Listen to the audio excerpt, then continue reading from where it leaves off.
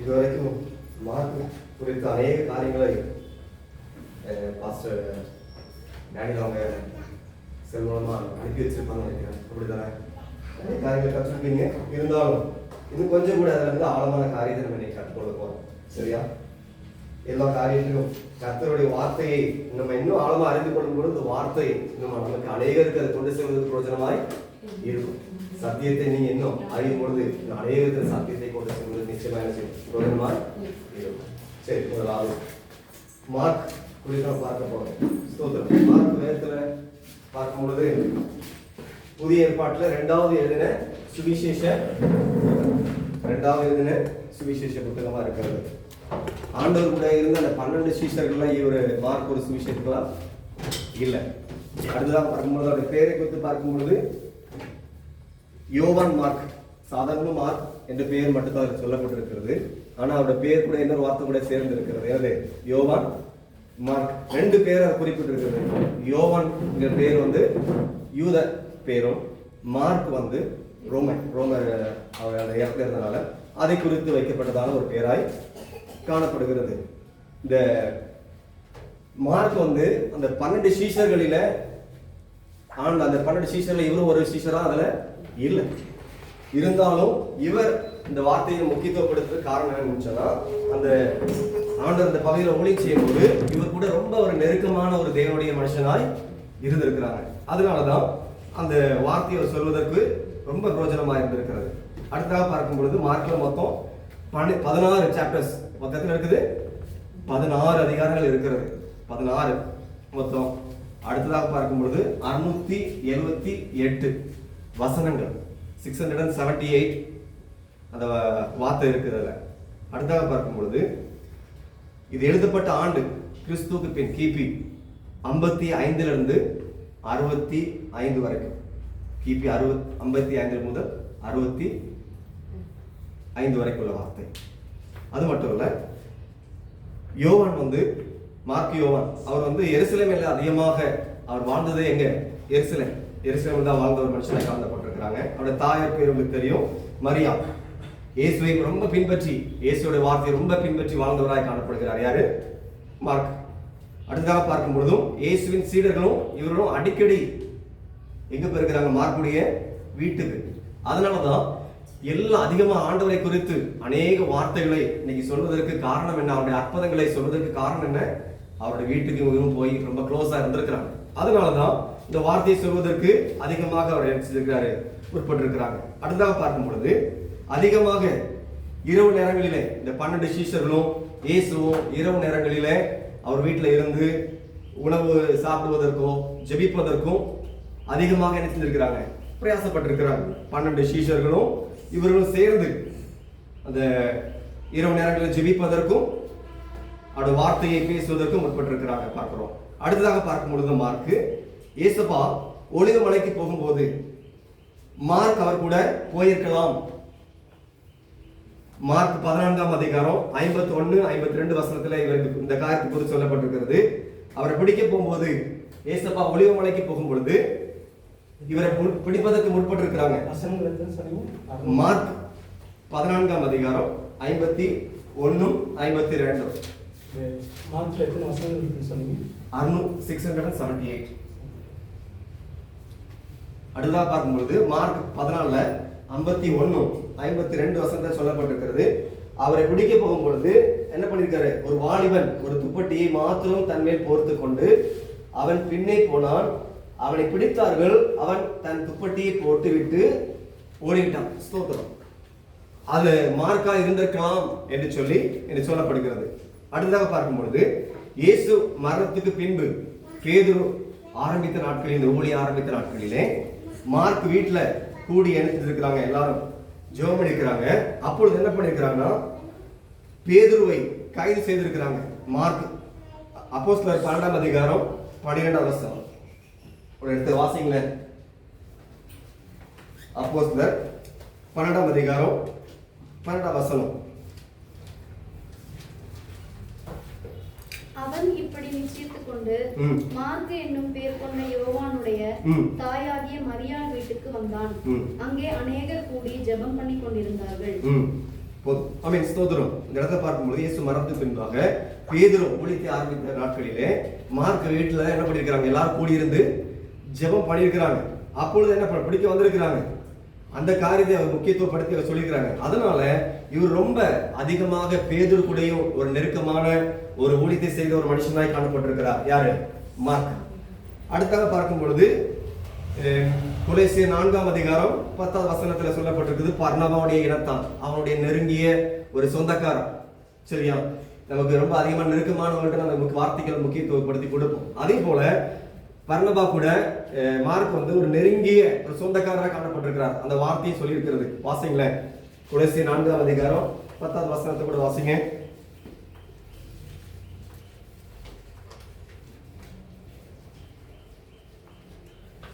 எடுத்து வாசி, ட்ரை பண்ணி பாருங்க. என்னோட கூட காவலில் இருக்கிற அரிஸ்தர்க்கு உங்களுக்கு வாழ்த்துதல் சொல்கிறான். பர்னபாவுக்கு இனத்தானாகிய மார்க்கும் வாழ்த்துதல் சொல்கிறான். ஆமென். போதும்.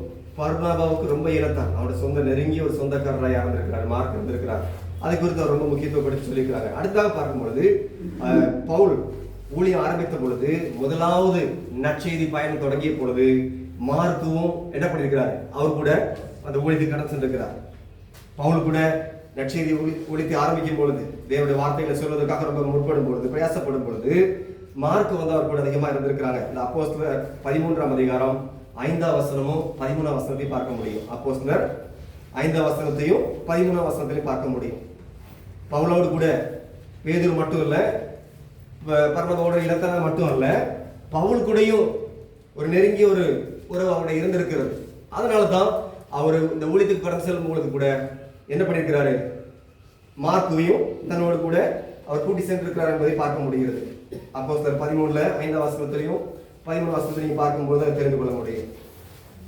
அடுத்ததாக பார்க்கும்பொழுது பேதுரு மார்க்கை குறித்து ஒரு வார்த்தை சொல்கிறார். வேதத்துல நீங்க வாசிச்சிருப்பீங்க, இருந்தாலும் ஒரு விஷயம் கூட நான் அந்த வார்த்தையை வாசிக்கலாம். 1 பேதுருல 5ஆம் அதிகாரம் 13ஆம் வசனத்தை சொல்லிக்கிறார். மார்க்கை குறித்து ஒரு வார்த்தை சொல்றார் பாருங்க. என்னுடைய ரொம்ப ஆவிக்குரிய நெருங்கிய உறவு வைத்த ஒரு தேவனுடைய மனுஷன் என்பதை குறிப்பிடுகிறார். 1 பேதுரு 5ஆம் அதிகாரம் 13ஆம் வசனம் வாசிங்க. 1 பேதுரு 5. தெரிந்து கொள்ளப்பட்டிருக்கிற பாபிலோனில் உள்ள சபையையும் என் குமாரனாகிய மார்க்கும் உங்களுக்கு வாழ்த்துதல். என் குமாரனாகிய ஆமென் ஸ்தோத்திரம். தன்னை ஒரு ஆவிக்குரிய மகனாக யார மார்க்குவை ஸ்தோத்திரம். அந்த அளவுக்கு ஒரு ஆவிக்குரிய விதத்துல யாரு மார்க் ரொம்ப ஒரு உண்மையா இருந்திருக்கிறார். அதனாலதான் இந்த வேதத்துல பவுல் அதிகமான நிறைய ஊழியங்களை செய்த பொழுதும் மார்க்குவை என்ன பண்ணிருக்கிறாரு, அவரோடு கூட கூட்டி சென்றிருக்கிறார். நம்ம அதிகமா யாரு கூட ரொம்ப நெருக்கமா இருக்கிறோமோ, உண்மையா இருக்கிறோமோ, அவங்க என்ன செய்வோம், நெருக்கமா வைத்துக் கொள்வோம். அதே போலதான் பவுல் என்ன பண்ணிருக்கிறாரு, மார்க்குவை வைத்திருக்கிறார், இந்த ஊழிய பாதையில வைத்திருக்கிறார் என்பதை பார்க்க முடிகிறது. அடுத்ததாக இந்த மார்க் எந்த இடத்துல எழுதப்பட்டது என்பதை பார்க்கும் பொழுது எருசலேம் அழிக்கப்படுவதற்கு முன்பாக எழுதப்பட்டது. ஸ்தோத்திரம். எருசலேம் தேவாலயம் கிபி 70 ரோமர்களால் அழிக்கப்படும் பொழுது முன்பாகவோ அல்லது பின்பாகவோ எழுதப்பட்டிருக்கலாம் என்ற ஒரு எண்ணம் அதில் சொல்லப்பட்டிருக்கிறது. எருசலேம் தேவாலயம் கிபி 70 ரோமர்களால் அழிக்கப்படும் பொழுது அதுக்கு முன்னரே எழுதப்பட்டிருக்கலாம் என்ற ஒரு எண்ணம் இருக்கிறது. அடுத்ததாக பார்க்கும் பொழுது ரோம் நகரில் கிபி 64 பேதுரு மரணம் வரைக்கும் மார்க் அவர் கூட இருந்திருக்கலாம். கிபி 64 பேதுரு மரணம் வரைக்கும் யார் மார்க் அவர் கூட இருந்திருக்கலாம். அதனாலதான் இந்த வேதத்துல நிறைய காரியங்கள் எல்லாம் எடுத்து சொல்வதற்கு மார்க் ரொம்ப உதவியா இருந்திருக்கிறாங்க. இந்த மார்க் புத்தகத்துல நிறைய வார்த்தைகளை அவர் சொல்வதற்கு காரணம் என்னன்னு சொன்னா, அவங்க கூட அதிகமாக நெருங்கிய உறவு வைத்து ஊழியம் செய்திருக்கிறாங்க. அவர் மரணம் வரைக்கும் ஒரு வேளை கூட இருந்திருக்கலாம் ஒரு எண்ணம் இருக்கிறது. அடுத்ததாக பார்க்கும்போது இந்த வேதத்துல மார்க் புத்தகத்துல திறவுகோல் வசனமாக மார்க் 10ஆம் அதிகாரம் 45 வசனத்தை அவர் குறிப்பிடுகிறார். வாசிங்க.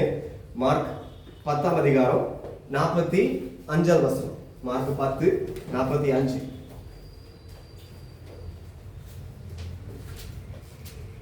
அப்படியே மனுஷகுமாரனும் ஊழியம் கொள்ளும்படி வராமல் ஊழியம் செய்யவும் அநேகரை மீட்கும் பொருளாக தம்முடைய ஜீவனை கொடுக்கவும் வந்தார் என்றார். இந்த வசனம் முக்கியத்துவப்படுத்தி சொல்றார். மார்க் மனுஷகுமாரன் ஆண்டவராகிய இயேசு கிறிஸ்து ஊழியம் கொள்ளும்படி வராமல் ஊழியம் செய்யும்படியாக அந்த வார்த்தையை அவர் முக்கியத்துவப்படுத்தி அந்த ஊழியத்தை குறித்து அவர் சொல்லும்போது, சுவிசேஷத்தை குறித்து சொல்லும்போது இந்த வார்த்தையை ரொம்ப முக்கியத்துவப்படுத்தி சொல்லியிருக்கிறாங்க. சுவிசேஷம் சொல்வதற்கு ஆண்டவர் பணத்துக்காக பொருளுக்காக வரல, அநேகரை ரட்சிப்பதற்காகவும் சத்தியத்தை அவங்க தெரிந்து கொள்ள வேண்டும் என்ற எண்ணத்துக்காகவும் இந்த உலகத்தில் இயேசப்பா வந்தார் என்பதை அந்த வசனத்தை முக்கியத்துவப்படுத்துகிறார். அதனால திறவுகோல் வசனமாக ஒரு முக்கியத்துவமான வாய்ந்த ஒரு வசனமாக இந்த மார்க் இந்த வார்த்தையை சொல்லியிருக்கிறார் என்பதை சொல்லியிருக்கிறது. அடுத்ததாக பார்க்கும்பொழுது இந்த புஸ்தகத்தை யாருக்காக மார்க் அதிகமாக யாருக்காக எழுதப்பட்டது, யாருக்காக இது எழுதியது என்பது பார்க்கும் பொழுது அங்க மார்க் புத்தகத்தில் காணப்படும் ஆதாரத்தை வைத்து பார்க்கும் பொழுது இது யூதருக்காக ரொம்ப முக்கியத்துவப்படுத்தி எழுதவில்லை. யாரு? புறஜாதியான கிறிஸ்துவ இந்த ரோம மக்களுக்காக தான், ஆண்டவர் அறியாத அந்த ரோம மக்களுக்கு தான் அந்த வார்த்தையை முக்கியத்துவப்படுத்தி அந்த ஒரு மார்க் அவர் எழுதியிருக்கிறார் என்பதை குறித்து அங்க சொல்லிடுறாங்க. ஆண்டவரை அறியாத மக்கள் இருந்திருக்கலாம், இருந்தாலும் அந்த கிறிஸ்துவ மக்களுக்காக இந்த வார்த்தைகளை அவர் முக்கியத்துவப்படுத்தி சொல்லிக்கிறார் என்பதை பார்க்க முடிகிறது. அடுத்ததாக பார்க்கும் பொழுது இது 3 மொழிகளில் எழுதப்பட்டிருக்கிறது. இந்த வேதம் மார்க் இந்த புத்தகங்களை பார்க்கும் பொழுது 3 மொழியில, ஒன்னு எபிரேய வார்த்தை ஹீப்ரு வேர்ட்ல, 2வது கிரேக்க வார்த்தை, 3வது அராமிக். இந்த 3 வார்த்தைகளை சேர்த்து தான் இந்த மார்க் புத்தகம் எழுதப்பட்டிருக்கிறது என்பதை குறித்து பார்க்கிறோம். அடுத்தாக பார்க்கும் பொழுது அவருடைய ஒரே நோக்கம், மார்க் இந்த புத்தகத்தை எழுதுறதுக்கு நோக்கம் என்ன? மெயின் காரியம் இயேசு கிறிஸ்து எல்லாருக்கும் பணிவிடை செய்த வந்த ஊழியனாகவும், இயேசு கிறிஸ்து எல்லாருக்கும் பணிவிடை ஒரு ஊழியத்தின் பாதையில பணிவிடை செய்வதற்கு வந்த ஊழியனாகவும், அடுத்ததாக பார்க்கும்போது தேவனாகவும் இந்த சுவிசேஷம் எழுதப்பட்டிருக்கிறது.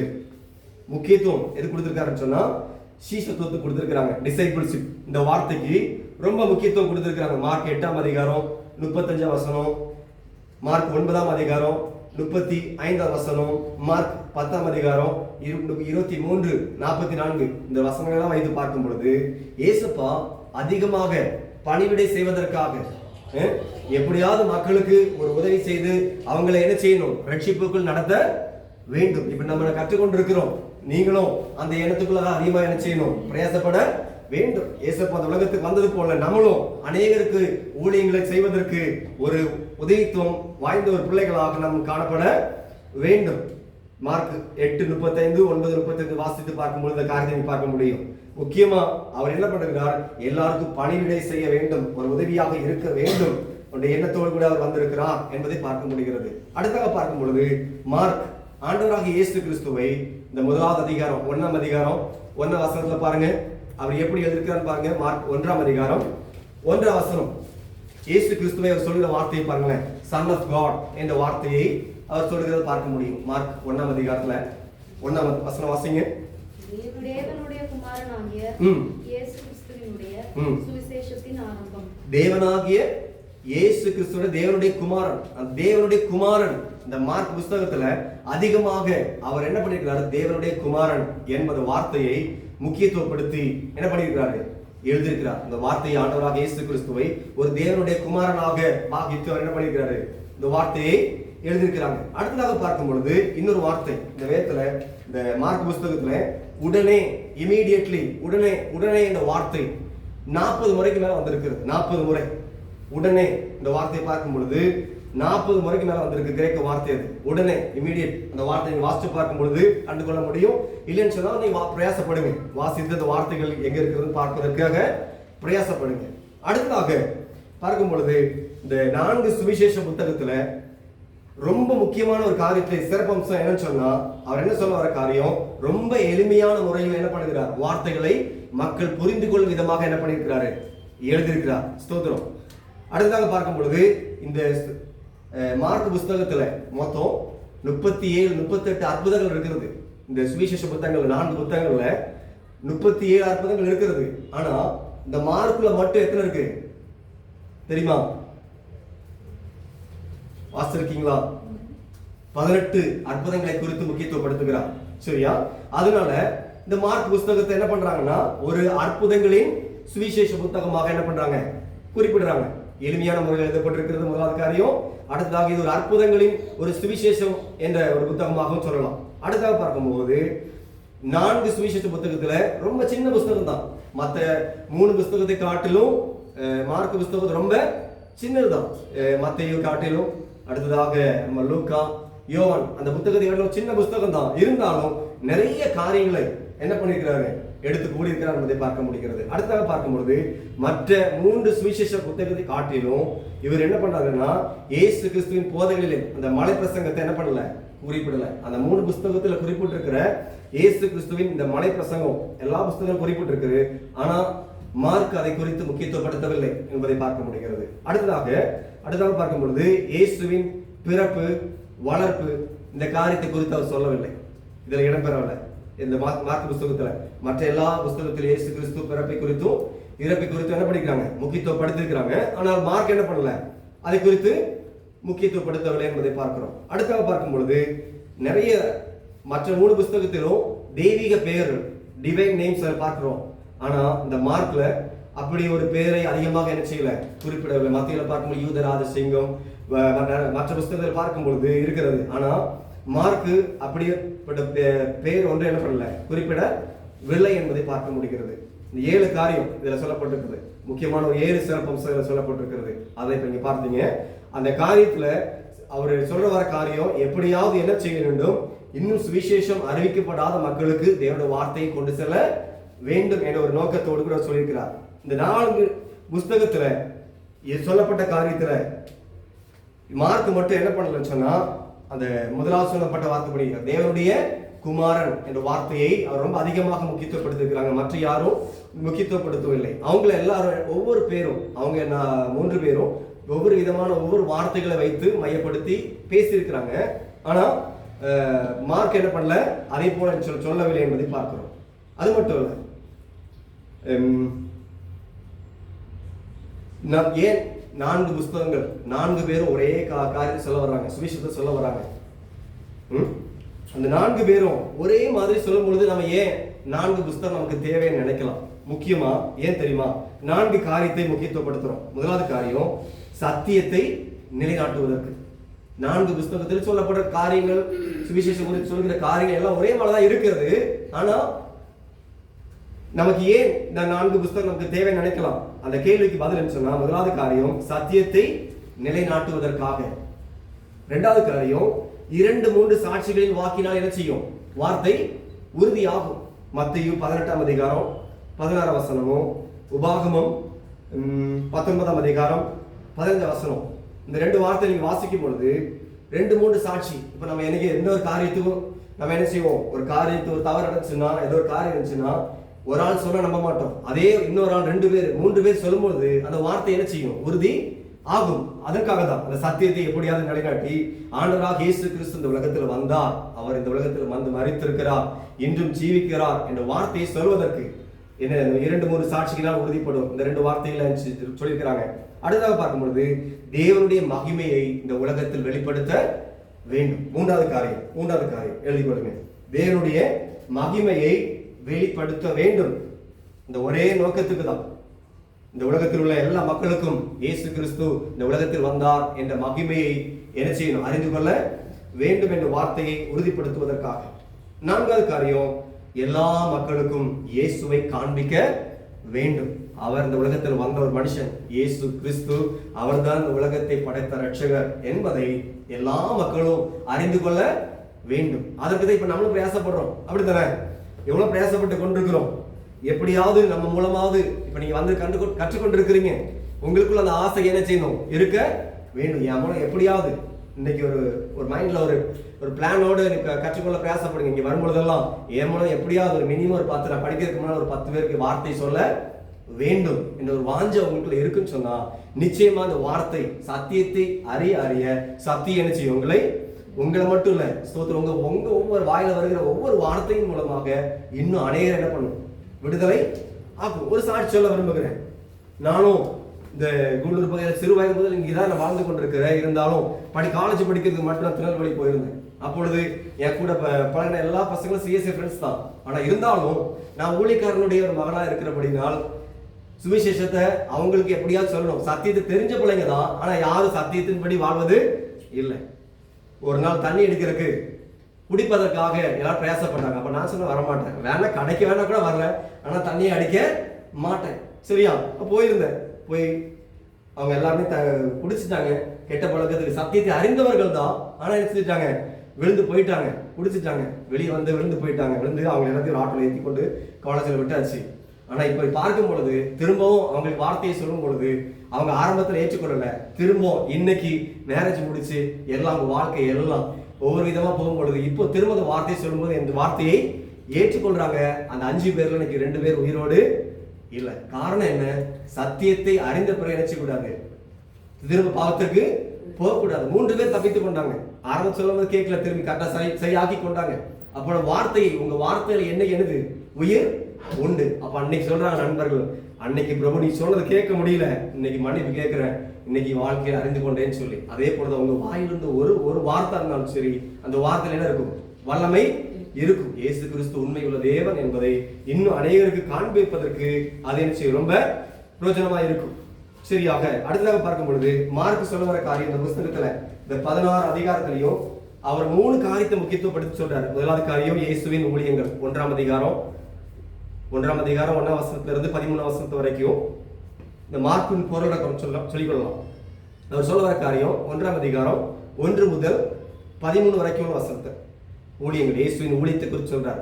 2வது காரியம் ஊழியனாகிய இயேசுவின் செயல்பாடுகள், ஏசப்பா என்னென்ன காரியத்தெல்லாம் செயல்படுத்தினாங்க என்பதை 1ஆம் அதிகாரம் 14 வசனத்து முதல் 13ஆம் அதிகாரம் 37ஆம் வசனம் வரைக்கும் சொல்லிக்கிறார். 1ஆம் அதிகாரம் 14 முதல் 13ஆம் அதிகாரம் 37ஆம் வசனம் வரைக்கும் சொல்லிக்கிறாங்க. 3வது காரியமாக பார்க்கும்போது இயேசுவின் மரணமும் உயிர்த்தெழுதலும், இயேசுவின் மரணமும் உயிர்த்தெழுதலும் 14ஆம் அதிகாரம் 1 முதல் 16ஆம் அதிகாரம் 20 வரைக்கும். 3வது காரியம் இயேசுவின் மரணமும் உயிர்த்தெழுதலும். 3 காரியம், இயேசுவின் ஊழியங்கள் 1, இயேசுவின் செயல்பாடுகள், அந்த ஊழியத்தின் மூலமா இயேசப்பா என்ன செயல்படுத்தினாங்க என்பதை 2வது காரியம். 3ஆம் காரியமாக இயேசுவின் மரணமும் உயிர்த்தெழுதலும் 14ஆம் அதிகாரம் 1 முதல் 20 வரைக்கும். இந்த 3 காரியத்தையும் நம்ம இன்னைக்கு பார்க்க போறது எப்படி தெரியுமா? இந்த 3 பார்ட்டா செயல்படுத்தி காண்பித்திருக்கிற காரியத்தை நம்ம ஒரு 7 காரியத்தை நம்ம பிரிக்க போறோம். 7 பார்ட்ஸா பிரிக்க போறோம். அதை எழுதிக் கொள்ளுமா? முதலாவது காரியம் இயேசு ஊழியத்திற்கான ஆயத்தம். இயேசு ஊழியத்திற்கான ஒரு ஆயத்தம். 1ஆம் அதிகாரம் 1 இருந்து 13 வரைக்கும் அந்த வசனத்துல 3 பார்ட்டா பிரிச்சுக்கொள்ளுங்க. அந்த 1 கீழே ஏபிசி, அந்த ஃபர்ஸ்ட் 1 கீழே நீங்க 3ஆ போட்டுக்கலாம். அந்த பார்ட்ல அவர் சொல்ல வர காரியம் 3 காரியத்தை அவர் சொல்றாரு. 1 இயேசுவின் ஞானஸ்தானம், 1ஆம் அதிகாரம் 2 இருந்து 8 வரைக்கும் இயேசு கிறிஸ்துவினுடைய ஞானஸ்தானத்தை குறித்து அவர் சொல்றாரு. 2வது காரியம் சொல்ல வர காரியம், முதலாவது காரியம் எழுதிட்டீங்களா? 1ஆம் அதிகாரம் 2 முதல் 8 வரைக்கும் அந்த இயேசு கிறிஸ்து அல்ல, அது யோவானுடைய ஞானஸ்தானத்தை குறித்து சொல்றார். முதலாவது காரியம் யோவானுடைய ஞானஸ்தானத்தை குறித்து சொல்றார். 1ஆம் அதிகாரம் 2 முதல் 8 வரைக்கும். 2வது காரியமாக சொல்ல வர காரியம் இயேசு கிறிஸ்துவின் ஞானஸ்தானத்தை சொல்றார். 1ஆம் அதிகாரம் 9 முதல் 11 வரைக்கும். இந்த வசனத்தை நீங்க பார்க்கும் பொழுது இயேசப்பா இந்த உலகத்துல வந்து அந்த யோவான் மூலமா ஞானஸ்தானம் பெற்றுக்கொண்டதை அந்த வார்த்தையில் பார்க்க முடியும். 1ஆம் அதிகாரம் 9 முதல் 11 வரைக்கும். 3வது காரியம் இயேசுவின் போதனைகள், 1ஆம் அதிகாரம் 12, 13. இந்த 3 பார்ட்டா பிரிச்சிருக்கிறாங்க.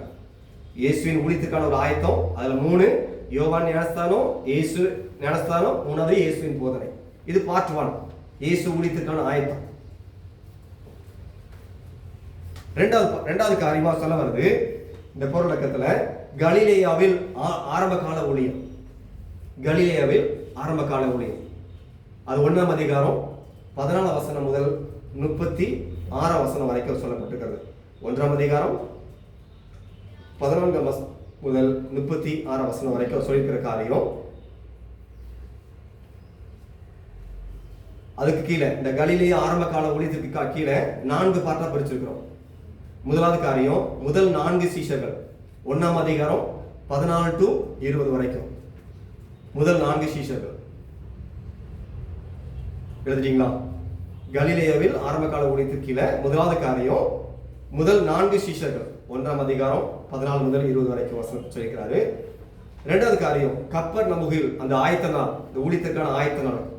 கப்பர்நகூமில் இந்த ஊழியத்துக்கான ஆயத்த நாள் சொல்லி போட்டு 1ஆம் அதிகாரம் 21 முதல் 34 வரையுள்ள வசனங்கள்.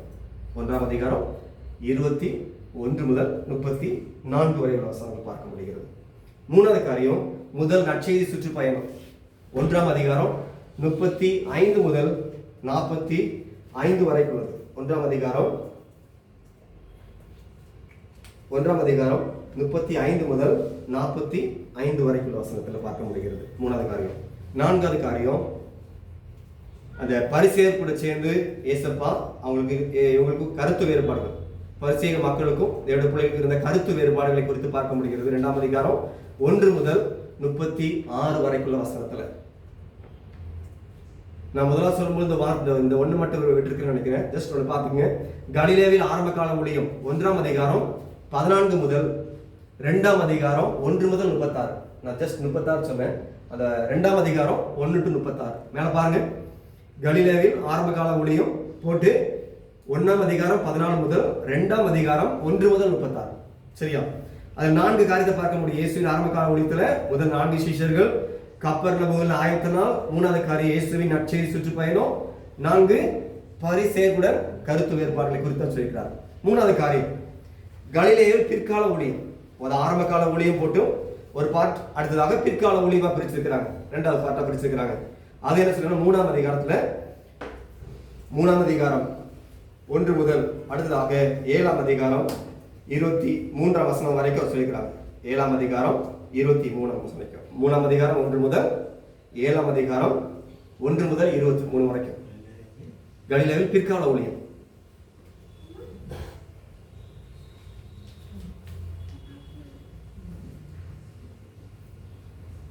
அதுல பார்க்கும் பொழுது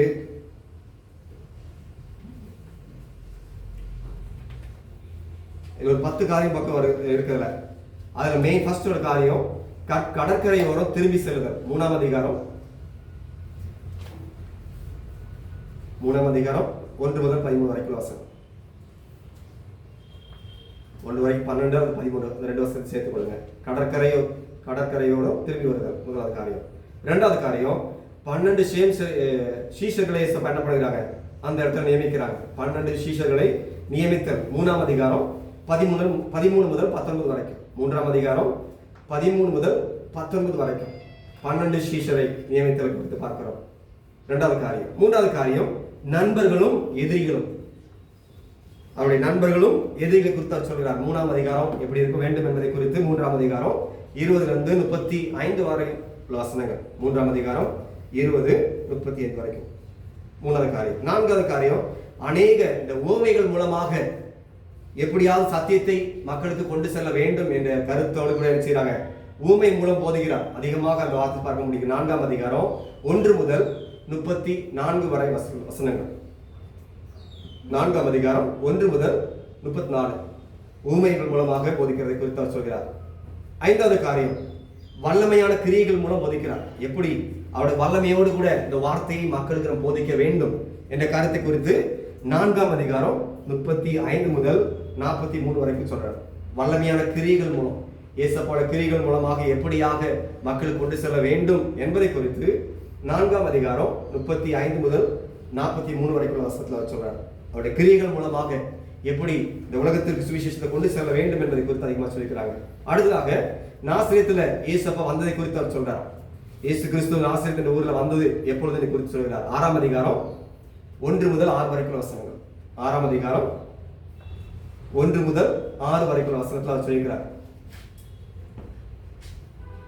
7வது பார்க்கும் பொழுது 12 பேருடைய இந்த 12 சீஷருடைய ஊழியத்தை குறித்து அவர் சொல்றார். அவங்க என்ன செய்தார்கள் என்பதை குறித்து 6ஆம் அதிகாரம் 7 முதல் 13 வரைக்கும். அவர் கூட இருந்த 12 பேர் அவர் செய்த காரியம் என்பதை குறித்து 6ஆம் அதிகாரம் 7 to 13 சொல்லிக்கிறாங்க. 8வது காரியமாக யோவானை குறித்தும் யோவான் சாமியும் யோரோது அவங்க கூட இருந்த அந்த கருத்து வேறுபாடுகளை குறித்து 6ஆம் அதிகாரம் 14 to 29. 6ஆம் அதிகாரம் 14 முதல் 29. யோவான் ஏரோது 6ஆம் அதிகாரம் 14 முதல் 29 வரைக்கும் வசனத்தை பார்க்க முடிகிறது. அடுத்தாக பார்க்கும்பொழுது கலிலேயை சுற்றி இயேசு அந்த இடத்துல என்னெல்லாம் செய்த அற்புதங்கள், அந்த கலிலேயை சுற்றி இருக்கிற அந்த பகுதிகளிலே இயேசப்பா செய்த அற்புதங்களும் அவருடைய போதனைகளும், கலிலேயை சுற்றி இயேசப்பா செய்த அற்புதங்களும் அவருடைய போதனைகளும் 6ஆம் அதிகாரம் 30ஆம் வசனம் முதல் 56ஆம் வசனம் வரைக்கும். 6ஆம் அதிகாரம் 30 to 56. 7வது கடைசியாக பார்க்கும் பொழுது பாரம்பரியங்களின் கருத்து வேறுபாடுகள். அந்த யூத மக்களுடைய பாரம்பரியம் கருத்து வேறுபாடுகள் போட்டு 7ஆம் அதிகாரம் 1 முதல் 23ஆம் வசனம். 7ஆம் அதிகாரம் 1 முதல் 23ஆம் வசனம் வரைக்கும். இது 3 பார்ட்ல ஆச்சா. இப்போ முதலாவது காரியம் இயேசுவின் ஊழியத்திற்கான ஆயத்தம், 2 ஆரம்ப கால ஊழியம், 3வது காரியம் கலிலேயாவின் பிற்கால ஊழியம் என்பதை குறித்து பார்க்கிறோம். 4வது காரியமாக கலிலேயாவுக்கு பின்பு நடந்த அற்புத ஊழியம். பின்பு நடந்த ஊழியம் கலிலேயாவுக்கு பின்பு. கலிலேயாவை ஃபர்ஸ்ட் ஃப்ரண்ட்டும் பேக்கும் பார்த்தாச்சு. அடுத்ததாக பார்க்கும்போது அதுக்கப்புறம் நடந்த காரியம் என்ன என்பதை குறித்து 7ஆம் அதிகாரத்தில் 7ஆம் அதிகாரம் 1 முதல் அடுத்ததாக 9ஆம் அதிகாரம் 29ஆம் வசனம் வரைக்கும். 7ஆம் அதிகாரம் 1 முதல் 9ஆம் அதிகாரம் 29ஆம் வசனம் உள்ள வார்த்தையில் பார்க்கும் பொழுது முதலாவது காரியம் புறஜாதியார் எப்படியாக இயேசு அவர்கள் அற்புதம் செய்தார். புறஜாதியான மக்களுக்கு இயேசு அற்புதங்களை செய்கிற காரியம் குறித்து, குணப்படுத்துதல், சிலருக்கு விடுதலை கொடுத்திருக்கிறாங்க, அதை குறித்து சொல்றார். 7ஆம் அதிகாரம் 24 முதல் 37 வரைக்கும் வசனத்துல புறஜாதியான மக்களுக்கு, ஆண்டவரை அறியாத மக்களுக்கு எப்படியாவது சுவிசேஷம் அறிவிக்க வேண்டும், அற்புதங்கள் மூலமாக அடையாளங்களை செய்து எப்படியாவது அவங்க சுவிசேஷம் கொண்டு செல்ல வேண்டும் என்ற காரியத்தை குறித்து அவர் சொல்றார். 7ஆம் அதிகாரம் 24 முதல் 37. அடுத்ததாக இன்னும் நிறைய பல அற்புதங்களை குறித்து 8ஆம் அதிகாரம் 1 முதல் 26 சொல்லியிருக்கார். 2வது காரியம் பார்க்கும்போது நிறைய அற்புதங்களை குறித்து சொல்லியிருக்கிறார். 8ஆம் அதிகாரம் 1 முதல் 26 வரைக்கும் நிறைய அற்புதங்களை குறித்து அவர் சொல்லியிருக்கிறார் என்பதை பார்க்கிறது அந்த இடத்துல. அடுத்ததாக பார்க்கும்பொழுது பிலிப்பு செசரியா அந்த பட்டணத்தில் வந்து செய்த சம்பவத்தை குறித்து, பிலிப்பு என்ன செய்தார், அந்த பட்டணத்து மக்களுக்கு ஆண்டவரை குறித்து சொல்வதற்கு என்ன பிரயாணம் உட்பட்டார் என்பதை குறித்து 8ஆம் அதிகாரம் 27 முதல் 9ஆம் அதிகாரம் 1 வரைக்குள்ள வசனங்கள். 8ஆம் அதிகாரம் 27 முதல் 9ஆம் அதிகாரம் 1ஆம் வசனம் வரைக்கும். 4வது காரியமாக மறுரூபமாக்கப்படுதலை குறித்து, அந்த மறுரூபத்தை குறித்து நிகழ்ச்சி, அந்த காரியத்தை குறித்து 9ஆம் அதிகாரம் 2 முதல் 29ஆம் வசனம். 9ஆம் அதிகாரம் 2 முதல் 29ஆம் வசனம் வரைக்கும். இது 4வது காரியம். கலிலேயாவுக்கு பின்பு நடந்த அற்புத ஊழியத்துல 7:1 முதல் 9:29 இந்த 4 காரியத்தை சொல்லிக்கிறார். புறஜாதியாருக்கு இயேசு அற்புதங்களை செய்கிறது, குணப்படுத்தலை குறித்து சொல்லிக்கிறார். 2வது நிறைய அற்புத அடையாளங்களை குறித்து சொல்லிக்கிறாங்க. 3வது காரியம் பிலிப்பு செசரியா சமூகத்தை குறித்து சொல்லிக்கிறாங்க. 4வது காரியமாக மறுரூபமாக்கப்படுதல், அந்த நிகழ்ச்சியை குறித்து சொல்லிக்கிறாங்க. 5வது காரியம் எருசலேமுக்கு நேரான பாதை. எருசலேமுக்கு நேரான பாதையை குறித்து அவர் சொல்லும் பொழுது 9ஆம் அதிகாரம் 30 முதல் 10, 10ஆம் அதிகாரம் 52ஆம் வசனம் வரைக்கும். 9ஆம் அதிகாரம் 30 முதல் 10ஆம் அதிகாரம் 52ஆம் வசனம் வரைக்கும். எருசலேமின் நேரான பாதை. அதுக்கு கீழாக 2 பாட்டை பிடிச்சிருக்கலாம். ஒன்னு கலிலேய வழியாக இயேசப்பா நடந்து செல்வது குறித்து அவர் சொல்றார். 9ஆம் அதிகாரம் 30 முதல் அந்த 10:52 வசனத்துல அதுக்குள்ள அவர் சொல்ற காரியம் 2 காரியத்தை சொல்றாரு. கலிலேயா வழியாக இயேசப்பா செல்வதை குறித்து சொல்றாரு. அடுத்ததாக பெரேயாவில் ஊழியத்தை இயேசப்பா செய்ய ஆரம்பிச்சாங்கல்ல, அதை குறித்தும் 10ஆம் அதிகாரம் 1 முதல் 52 வரைக்கும்.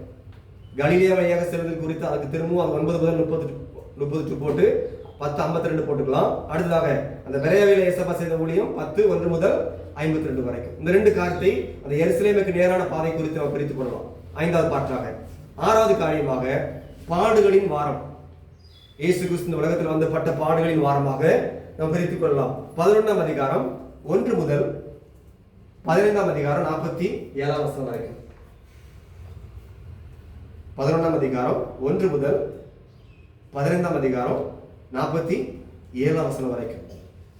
அதுக்கு கீழே பார்க்கும்போது ஒவ்வொரு கிழமைகளிலே இயேசப்பா என்ன செய்தார், இந்த வார்த்தை சொல்லப்பட்டிருக்கிற வேதத்துல அந்த வார்த்தையை வைத்து பார்க்கும்பொழுது ஞாயிறு எருசலேமுக்கு போன இயேசுவை குறித்து சொல்லியிருக்கிறாங்க. ஞாயிறு 11ஆம் அதிகாரம் 1 முதல் 11 வரைக்கும். 11ஆம் அதிகாரம் 1ஆம் வசனம் முதல் 11 வரைக்கும் இந்த ஞாயிறு எருசலேமுக்கு நேராக இயேசப்பா சிலை குறித்து சொல்லியிருக்கிறாங்க. திங்கள் அத்தி மரத்தை சபிக்கிறதை குறித்து, அத்தி மரத்தை சபித்து தேவாலயத்தை இயேசப்பா என்ன பண்ணுகிறாங்க, சுத்திகரிக்கிறதை குறித்து அந்த இடத்துல சொல்லப்பட்டிருக்கிறாங்க. திங்கள் கிழமை அதுக்கு வார்த்தைகள் அதில் சொல்லப்பட்டிருக்கிறது. 11:1 to அந்த 11க்குள்ள சொல்லப்பட்டிருக்கிறது. 2வது காரியம். 3வது காரியமாக செவ்வாய் இந்த வார்த்தை போட்டு அதுக்கு கீழாக அந்த விசுவாசத்தை குறித்தும் தேவனுடைய பயத்தை குறித்தும் ஒன்று உபவாசம், அடுத்தது பயம். 11ஆம் அதிகாரம் 20 to 33. 11ஆம் அதிகாரம் 20 to 33 அந்த விசுவாசத்தை குறித்தும் அந்த பயத்தை, தேவனுடைய பயத்தை குறித்து அவர் முக்கியத்துவப்படுத்திருக்கிறாங்க. அடுத்ததாக சொல்லும் பொழுது அதுக்கு கீழாக பார்க்கும் பொழுது ஊமைகளும் முரண்பாடுகளும், இந்த ஊமைகளை போட்டு அதற்கு ஏற்கின்ற முரண்பாடுகள் எப்படி இருக்கிறது குறித்து அந்த வார்த்தை சொல்லியிருக்கிறாங்க. 12ஆம் அதிகாரம் 1 to 44. 12ஆம் அதிகாரம் 1 முதல் 44 ஊமைகளும் முரண்பாடுகளும். 12ஆம் அதிகாரம் 1 முதல் 44.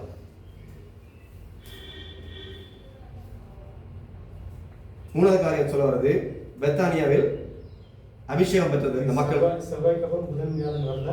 இல்ல அது இல்ல, வியாழன் இருக்கு. செவ்வாய் அப்புறம் வியாழன் இருக்கு, அடுத்து வருது. வியாழன் வெளியே இருக்கு, புதன் இல்ல. புதன்கிற வார்த்தை எதுவும் இல்லை. ஞாயிறு இருக்கு, திங்கள் இருக்கு, செவ்வாய் இருக்கு, வியாழன், வெள்ளி, அவ்வளவு. 1 2 3 4 5 நாட்களுக்கு வார்த்தைகள் இருக்கு. ஞாயிறு இருக்கு. அடுத்தாக பார்க்கணும் பெத்தானியில அபிஷேகம். 14ஆம் அதிகாரம் 1 முதல் அபிஷேகம் 14 1 முதல் 11 வரைக்கும். 11 14 1 to 11. அடுத்ததாக வியாழன் கடைசி ராபோஜனம். ஏசப்பா மக்களோடு கூட இருந்து செய்த அந்த ராபோஜனத்தை குறித்து வியாழன் கிழமை செய்திருக்கிறார். 14ஆம் அதிகாரம் 12 முதல் 25 வருஷம் வரைக்கும் வியாழன் போட்டு கடைசி ராபோஜனம் 14 12 முதல் 25 வரைக்குள்ள வசனம். 14 12 முதல் 25 வியாழன். வெள்ளி பார்க்கும் பொழுது கெத்செமனேல ஏசப்பா அவரை கொண்டு போகும் பொழுது அந்த வார்த்தையை குறித்து முதலாவது காரியம் வெள்ளிக்கிழமை கொண்டு போயிருக்கிறாங்க என்பதை குறித்து சொல்றாங்க. 14ஆம் அதிகாரம் 26 முதல் கெத்செமனேல 14ஆம் அதிகாரம் 26 முதல் 52 வரைக்கும். வெளி 14, 26 to 52.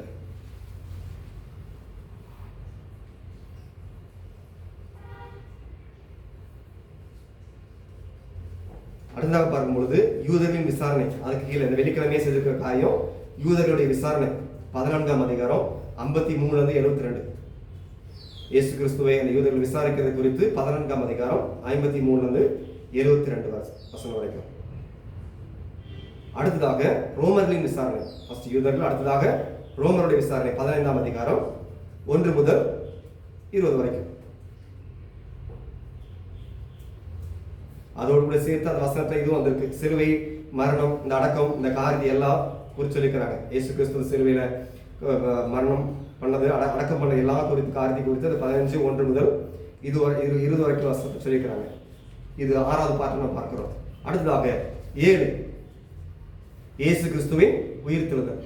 7வது பாட்டாக இயேசு கிறிஸ்துவின் உயிர்த்தெழுதல் 16ஆம் அதிகாரம் 16 to 20. 16 1 முதல் 20 வரைக்கும் வசனத்துல 3 காரியம், 3 பாட்டை பார்க்க முடியும். முதலாவது காரியம் உயிர்த்தெழுதல் கண்டுபிடிக்கப்பட்டது. இயேசு கிறிஸ்து உயிர்த்தெழுந்தா உறுதியானது. அந்த கல்லறைக்கு போய் பார்க்கிறாங்க, இயேசப்பா இல்லை. அந்த காரியத்தை கண்டுபிடிக்கப்பட்டது 16ஆம் அதிகாரம் 1 to 8. 16ஆம் அதிகாரம் 1 முதல் 8ஆம் வசனம் வரைக்கும். அந்த உயிர்த்தெழுதல் இயேசப்பா சொன்ன வார்த்தை உண்மையா இருக்குதா என்று சொல்லி கண்டுபிடிக்கப்பட்டது. முதலாவது காரியம் உயிர்த்தெழுதல் கண்டுபிடிக்கப்பட்டது 16 1 முதல் 8. இரண்டாவது காரியம் இயேசு அந்த உயிர்த்தெழுந்த பின் இயேசுவின் தரிசனம் 16ஆம் அதிகாரம் 9 முதல் 18. 16 9 முதல் 18 உயிர்த்தெழுதலுக்கு பின் இயேசுவின் தரிசனத்தை பார்த்தது 16 9 முதல் 18. மூன்றாவது காரியமாக இயேசுப்பா பரலோகத்துக்கு போறதை குறித்து பரமேறுதலும் அப்போஸ்தல ஊழியமும் கடைசியாக அந்த வார்த்தை வரைக்கும் 16ஆம் அதிகாரம் 19 20. 16ஆம் அதிகாரம் 19 வசனமும் 20 வசனமும் பரமேறுதலும் அப்போஸ்தல ஊழியமும். அப்ப இவ்வளவு காரியத்தை குறித்தும் மார்க் என்ன பண்ணிருக்கிறாரு, அவருடைய அந்த 16 அதிகாரத்துல நம்ம 3 பாட்டா பிரிச்சோம்ல, அவருடைய புறநக்கம் இயேசு கிறிஸ்துவின் ஊழியங்கள், அவருடைய செயல்பாடுகள், அவருடைய மரணமும் உயிர்த்தெழுதலும் கீழே இதை நம்ம என்ன பண்ணிருக்கிறோம், ஒரு சின்ன ஒரு 7 பாட்டை பிரிச்சிருக்கோம். இது பிரயாசப்படுங்க நீங்களும். இது சாதாரணமாக இது ஒரு நம்ம பிரயாசப்பட்டதுதான். அதே போல நீங்களும் வாசிங்க, வாசித்து உங்களால் என்ன பண்ண முடியுமோ அதை செய்து பாருங்க. சரியா? நீங்க சத்தியத்தை அறியும் மூலம் உங்க மூலமா என்ன பண்ண முடியும், இன்னும் 4 பேர் கற்றுக் கொடுக்க அது பிரயோஜனமா இருக்கும். இப்ப நம்ம ஒரு 7 பாட்டா பிரிச்சிருக்கிறோம். நீங்களும் வாசிங்க, உங்களுக்கு கொடுக்கப்பட்ட ஞானத்தை வைத்து நீங்க அதை எத்தனை பாட்டா பிரிக்கணும் என்ன செய்யலாம், பிரிக்கணும். அடுத்ததாக பார்க்கும் பொழுது இயேசுப்பா செய்த அற்புதங்கள் வேதத்துல, இந்த மார்க் புஸ்தகத்துல செய்த அற்புதங்களை குறித்து பார்க்கும் பொழுது மொத்தம் 18 அற்புதங்கள். எத்தனை? 18. மொத்தம் 37 மொத்த 4 புஸ்தகத்தில் 37 அற்புதங்கள் சொல்லப்பட்டிருக்கிறது. அதை இவர் மட்டும் என்ன பண்ணியிருக்கிறார், 18 முக்கியத்துவப்படுத்தி அவங்க சொல்லாத காரியத்தை அதிகமா இவர் சொல்லியிருக்கிறார். காரணம் என்ன, அவருடைய ஏசப்பா கூட அதிகமா அன்பு நேசம் இருந்திருக்கு. சீசர்களா இல்லாட்டியும் ஏசப்பா மேல என்ன பண்ணிருக்கிறார், ஒரு அன்பு இருந்திருக்குது. இப்ப நம்ம 2 பேரும் ஒன்னா பழகும் பொழுது ஒரு ஆள் மறித்துட்டாலும் இன்னொரு ஆள் என்ன சொல்லுவாங்க, அவர் என் கூட இவ்வளவு நல்லா பழகினார், நல்ல ஒரு மனுஷன் சொல்லி என்ன செய்வோம், சொல்லுமா இல்லையா, சொல்லுவோம். அதே போல அவ்வளவு நெருக்கமா இருந்தனாலதான் இவ்வளவு வார்த்தைகளை மனதில் வைத்து என்ன சொல்ல முடிஞ்சிருக்கு, சொல்ல முடிஞ்சிருக்கு. அப்ப நீங்களும் உங்க மூலமா ஏசப்பா அற்புதங்கள் செய்ய அவர் வல்லமை உள்ளவராய் இருக்கிறாங்க. அப்ப நீங்க வார்த்தையை என்ன செய்யுங்க, இன்னும் ஆழமாய் கற்றுக்கொள்ள வேண்டும். கற்றுக்கொள்வது பிரயாசப்படுங்க. இங்க 18 அற்புதங்கள் இருக்கிறது. அந்த 18 அற்புதங்களையும் நான் வேகமா சொல்றேன், ஜஸ்ட் நீங்க எழுதி கொள்ளுங்க. சரியா? முதலாவது அற்புதம் மார்க் 1ஆம் அதிகாரம் 21 இருந்து 28 வரைக்கும் வசனத்துல. மார்க் 1ஆம் அதிகாரம் 21 முதல் 28. ஏசப்பா முதலாவது அந்த அசுத்த ஆவியை உள்ள ஒரு மனுஷன் ஏசப்பா என்ன பண்ணுகிறார், சுகப்படுத்துகிறார். முதலாவது காரியம் a man with an unclean spirit. அந்த அசுத்தாவி உள்ள ஒரு மனுஷனை ஏசப்பா முதலாவது காரியம் செய்கிற காரியம் அற்புதம். அசுத்தாவியில் ஒரு மனுஷனை சுகப்படுத்துறது முதலாவது காரியம். இரண்டாவது அற்புதம் மார்க் 1ஆம் அதிகாரம் 29 முதல் 34 வசனம் வரைக்கும்.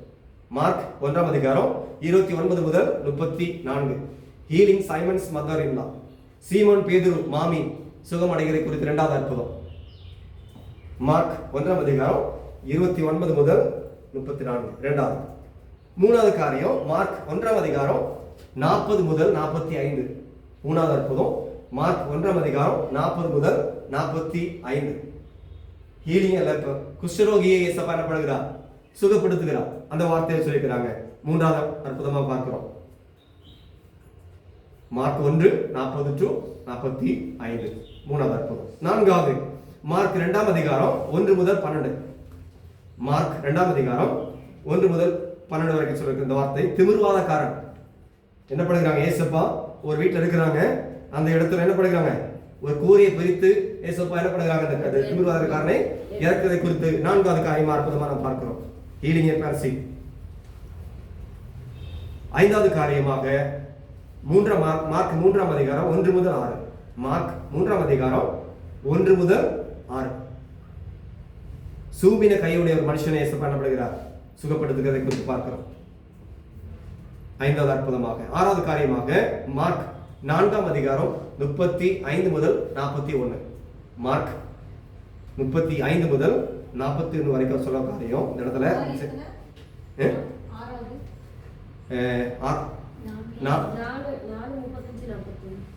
4ஆம் அதிகாரம் 4:35 முதல் 41. 35 முதல் 41. 5வது காரியம் 3ஆம் அதிகாரம் 1 to 6. எழுதிங்களா? 4வது காரியமாக மார்க் 4ஆம் அதிகாரம் 35 to 40. இந்த இடத்துல பார்க்கும் பொழுது இந்த இடத்துல இயேசப்பா செய்கிற அற்புதம், பலத்த சுழல் காற்று வருகிறது. அந்த இடத்துல என்ன பயன்படுகிறார்? சுழல் காற்றை அதட்டி என்ன செய்கிறார்? அற்புதத்தை செய்கிறார், மக்களை பாதுகாத்துக் கொள்கிறார் என்பதை குறித்து பார்க்கிறோம். 6வது காரியமாக. 7வது காரியமாக மார்க் 5ஆம் அதிகாரம் 1 முதல் 20 வரைக்கும். மார்க் 5ஆம் அதிகாரம் 1 முதல் 20 வரைக்கும். 7வது அற்புதமாக அந்த பிரேத காலையிலிருந்து ஒரு ஆவி என்ன செய்யுது? இறங்கி வருகிறது. இயேசப்பா என்ன பண்ணுகிறாங்க? அந்த அசுத்த ஆவியை இயேசப்பா என்ன பண்ணுகிறாங்க? அதட்டி சுகப்படுத்துகிறதை 7வது அற்புதமா பார்க்கிறோம். 8வது காரியமாக மார்க் 5ஆம் அதிகாரம் 21 முதல் 43. மார்க் 5ஆம் அதிகாரம் 21 முதல் 43 வரைக்கும். எவரும் மகளை இயேசப்பா என்ன பண்ணுகிறாங்க? மரண தருவாயில இருந்து இயேசப்பா என்ன பண்ணுகிறார்? விடுவித்தார். அந்த அற்புதத்தை குறித்து பார்க்கிறோம். மார்க் 5:21-43. 9வது அற்புதமாக மார்க் 5ஆம் அதிகாரம் 25 முதல் 34. 9வது அற்புதமாக பார்க்கும் பொழுது மார்க் 5:25 முதல் 34. பெரும்பாலான ஒரு ஸ்திரீ இயேசப்பா என்ன பண்ணுகிறார்? சுகப்படுத்துகிறார். இயேசப்பாவோட சரீரத்தை தொட்டு சுகம் அடைகிறதை குறித்து பார்க்கிறோம். 9வது அற்புதமா பார்க்கிறோம். 10வது அற்புதமாக மார்க் 6ஆம் அதிகாரம் 30 to 46. 5000 பேரை போஷிக்கிறார்ல, 5 அப்பம் 2 மீனை வைத்து 5000 பேர் போஷிக்கிறார். அந்த அற்புதத்தை குறித்து மார்க் 6ஆம் அதிகாரம் 30 to 46. 10வது அற்புதமா பார்க்கிறோம். அடுத்ததாக 11 மார்க் 6ஆம் அதிகாரம் 47 முதல் 56. மார்க் 6ஆம் அதிகாரம் 47 முதல் 56 வரைக்கும் வசனத்துல இயேசுப்பா என்ன பண்ணுகிறார்? தண்ணீர் மேல் நடந்து போறார். அப்பொழுது ஒரு காற்று வருகிறது. அதன் மூலமா இயேசுப்பா என்ன பண்ணுகிறார்? எல்லாரும் கண்டு பயப்படுறாங்க. அது மூலமா அந்த காற்றை அதட்டி அமைந்து படகை இயேசுப்பா என்ன பண்ணுகிறார்? அமைதிப்படுத்தி எல்லாரையும் பாதுகாக்கிறார். அந்த அற்புதத்தை குறித்து மார்க் 6:47 to 56. 11வது அற்புதமா பார்க்கிறோம். 12ஆம் அற்புதமாக மார்க் 7ஆம் அதிகாரம் 24 முதல் 30. 12வது அற்புதமாக மார்க் 7:24 to 30. இங்கேயும் ஒரு அசுத்தாவின் ஒரு மனுஷனை இயேசுப்பா என்ன பண்ணுகிறார்? சிரேனிக்கியா கிரேக்க ஸ்திரீக்கு இயேசுப்பாவுடைய மகளுக்கு இயேசுப்பா என்ன பண்ணுகிறார்? அந்த அசுத்தாவியை மாற்றுகிற அற்புதத்தை குறித்து பார்க்கிறோம். இது 12வது அற்புதமாக மார்க் 7:24 to 30. 13வது அற்புதமாக மார்க் 7ஆம் அதிகாரம் 31 முதல் 37 வரைக்கும். மார்க் 7:31 முதல் 37 வரைக்கும் வசனத்தில் பார்க்கும் பொழுது ஒரு கொன்னை வாயுள்ள ஒரு செவிடனை இயேசப்பா பண்ணப்படுகிறார், சுகப்படுத்துகிறார். கொன்னை வாயுடைய ஒரு செவிடன் சுகமடைகளை குறித்து மார்க் 7:31 முதல் 37. 14வதாக மார்க் 8ஆம் அதிகாரம் 1 முதல் 9. மார்க் 8:1 முதல் 9. இங்கேயும் 7 அப்பத்தையும் கொஞ்சம் சிறுமீனை வைத்து 4000 பேருக்கு இயேசப்பா போஷிக்கிறார் என்பதை குறித்து சொல்லிக்கிறார். 4000 பேர் போஷிக்கிறதை குறித்து இந்த அற்புதத்தை பார்க்கிறோம். 14வது அற்புதமாக 15வது பார்க்கும் பொழுது மார்க் 8ஆம் அதிகாரம் 22 முதல் 26 வரைக்கும்.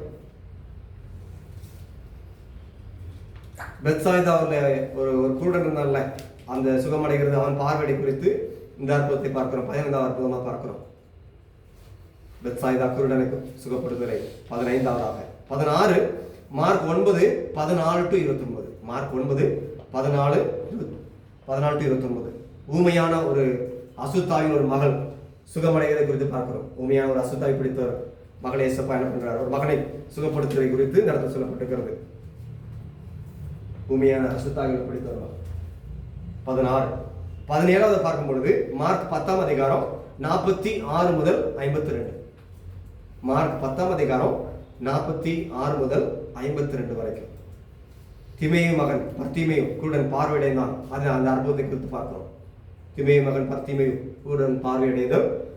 மார்க் 10ஆம் அதிகாரம் 46 முதல் 52. 17வது அற்புதம். கடைசியாக 18வது காரியம். இந்த ஒரு அற்புதம் வித்தியாசமானது. எனது மார்க் 11ஆம் அதிகாரம் 13 முதல் போட்டுக்குங்க, 13 முதல் 25 வரைக்கும். ஏசப்பா ஒரு நடந்து வழியா போகும்பொழுது, எஸ்ரேலுக்கு போகும்பொழுது கனி இல்லாத ஒரு அத்தி மரத்தை பார்க்கிறார். என்ன பண்ணுகிறார்? சபிக்கிறார். அதை குறித்து போகும்போது சபிச்சுட்டு போறாரு. திரும்பி வரும்போது என்ன இல்லை, அந்த மரம் பட்டு போயிடுச்சு. அந்த காரியத்தை குறித்து பார்க்கிறோம். 18வது காரியமா பார்க்கிறோம். மொத்தம் 18 அற்புதம். இது ஒரு 5 பார்ட்டை நான் குறிச்சிருக்கிறேன். இன்னைக்கு உங்களுக்கு கொடுக்குற காரியம் என்னன்னு சொன்னா, நீங்களும் இதே 18 அற்புதத்தை ஒரு சின்ன ஒரு 2 பார்ட்டாவோ 3 பார்ட்டாவோ பிரித்து நினைச்சிங்க முற்படுங்க, பிரயாசப்படுங்க. ஏன்னா எங்களுக்கு அப்படி கற்றுக் கொடுத்துருக்குறாங்க. ஏன்னா நீங்க வேதத்தை வாசித்து நீங்க படித்து வரும் பொழுது நிச்சயமா அது உங்களுக்கு பிரோஜனமா இருக்கும். நாளைக்கு மற்றவங்களுக்கு சொல்வதற்கும் அது நீங்க உங்க வாழ்க்கைக்கும் ஆய்கறி வாழ்க்கைக்கு பிரோஜனமா இருக்கும். இந்த 18 அற்புதத்தையும் நான் ஒரு 5 பார்ட்டா பிரிச்சிருக்கிறேன். இந்த வார்த்தை எல்லாம் உங்கள்கிட்ட இருக்குது. அந்த 5 பார்ட்டை மட்டும் எழுதிக்கங்க. அதை நீங்க வீட்டில் போய் என்ன பண்ணுங்க, தனித்தனியா பிரிச்சுட்டு வாங்க. முதலாவது காரியமா அசுத்தாவி விலகுதல். அதுல ஒரு 4 அற்புதம் இருக்குது. சரியா? அது என்னன்னு பார்த்து நீங்க தான் அது நீங்க இந்த வசனத்தை நான் கொடுத்த வசனத்தை வைத்து பார்த்து நீங்க எடுத்துக்கொள்ளுங்க. 4 காரியம் அசுத்தாவி விலகுதல், அதை குறித்து 4 பார்க்கிறோம். 2வது காரியம் வியாதி சுகமடைதல். எத்தனை பேருக்கு ஏசப்பா வியாதி சுகப்படுத்தி கொடுத்தாங்க? அது 9 காரியம் உண்டு. அது வார்த்தைகள் நீங்க எழுதிட்டு வாங்க. அடுத்து வரும்பொழுது வியாதி சுகமடைதல் குறித்து 9 அற்புதத்தை பார்க்கிறோம். 3வது காரியமாக இந்த காற்றுகள் மூலமா அதட்டி ஏசப்பா என்ன பண்ணுகிறாரு? 2 அற்புதத்தை செய்றாங்க. 2 காரியம். 3வது காற்று ஏசப்பா அதட்டி அற்புதம் செய்கிறது 3வது காரியமா பார்க்கிறோம். 4வது காரியமாக அந்த நெருக்கத்துல மக்கள் தேவையா இருக்கிற நெருக்கத்துல அவங்க ஏசப்பா என்ன பண்ணுகிறார்? போஷிக்கிறதை குறித்து பார்க்கிறோம். அது ஒரு 2 அற்புதத்தை சொல்லிக்கிறார். 2 அற்புதம். நெருக்கத்துல அவங்களுக்கு உதவி செய்யறது குறித்து, போஷிக்கிறதை குறித்து 2 அற்புதம் செஞ்சிருக்காங்க. கடைசியாக அது நமக்கு தெரிந்தது, நான் சொன்னது போல அந்த அத்தி மரத்தை பட்டு போக செய்தார். மொத்தம் அது 1.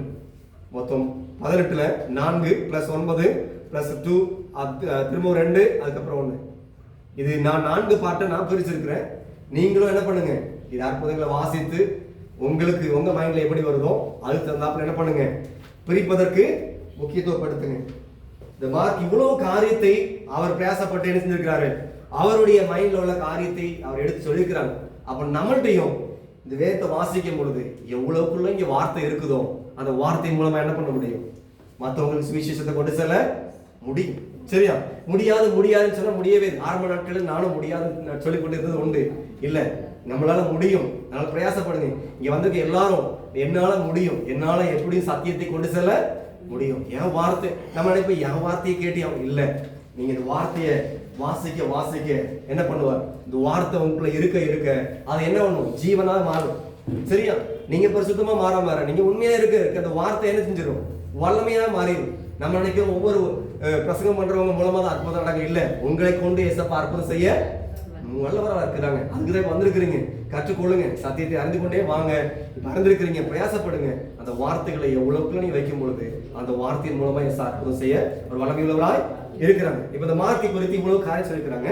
தொடர்ந்து பாஸ்டர் அவங்க எடுத்துக்கொள்வாங்க.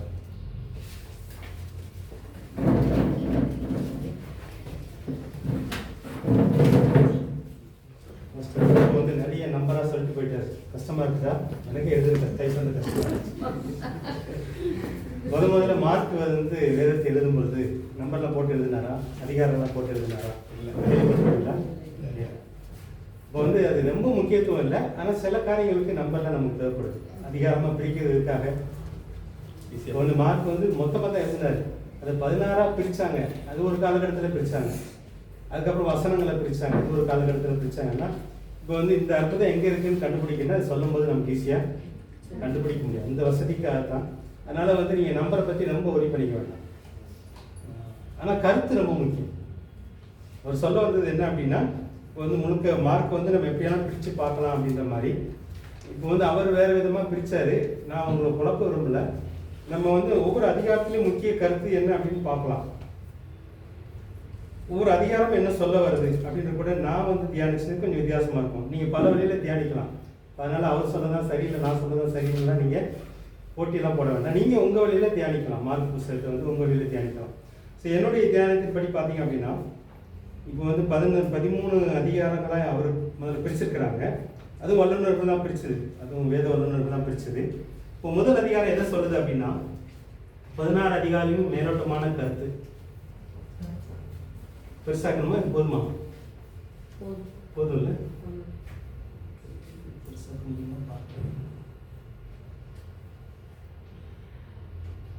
முதல் அதிகாரம் எது சொல்லுதுன்னா, இயேசு சீடர்களை சேர்த்துக்கொண்டு மக்களுக்கு கடவுள் சேவையை செய்ய தொடங்கினார் அப்படின்னு தான் முதல் அதிகாரம். அந்த முழு அதிகாரத்தை நீங்கள் வாசித்ததுக்கு அப்புறம் அது எதை சொல்ல வருது அப்படின்னா, ஸோ இந்த கருத்துக்குள்ள வரலாம்.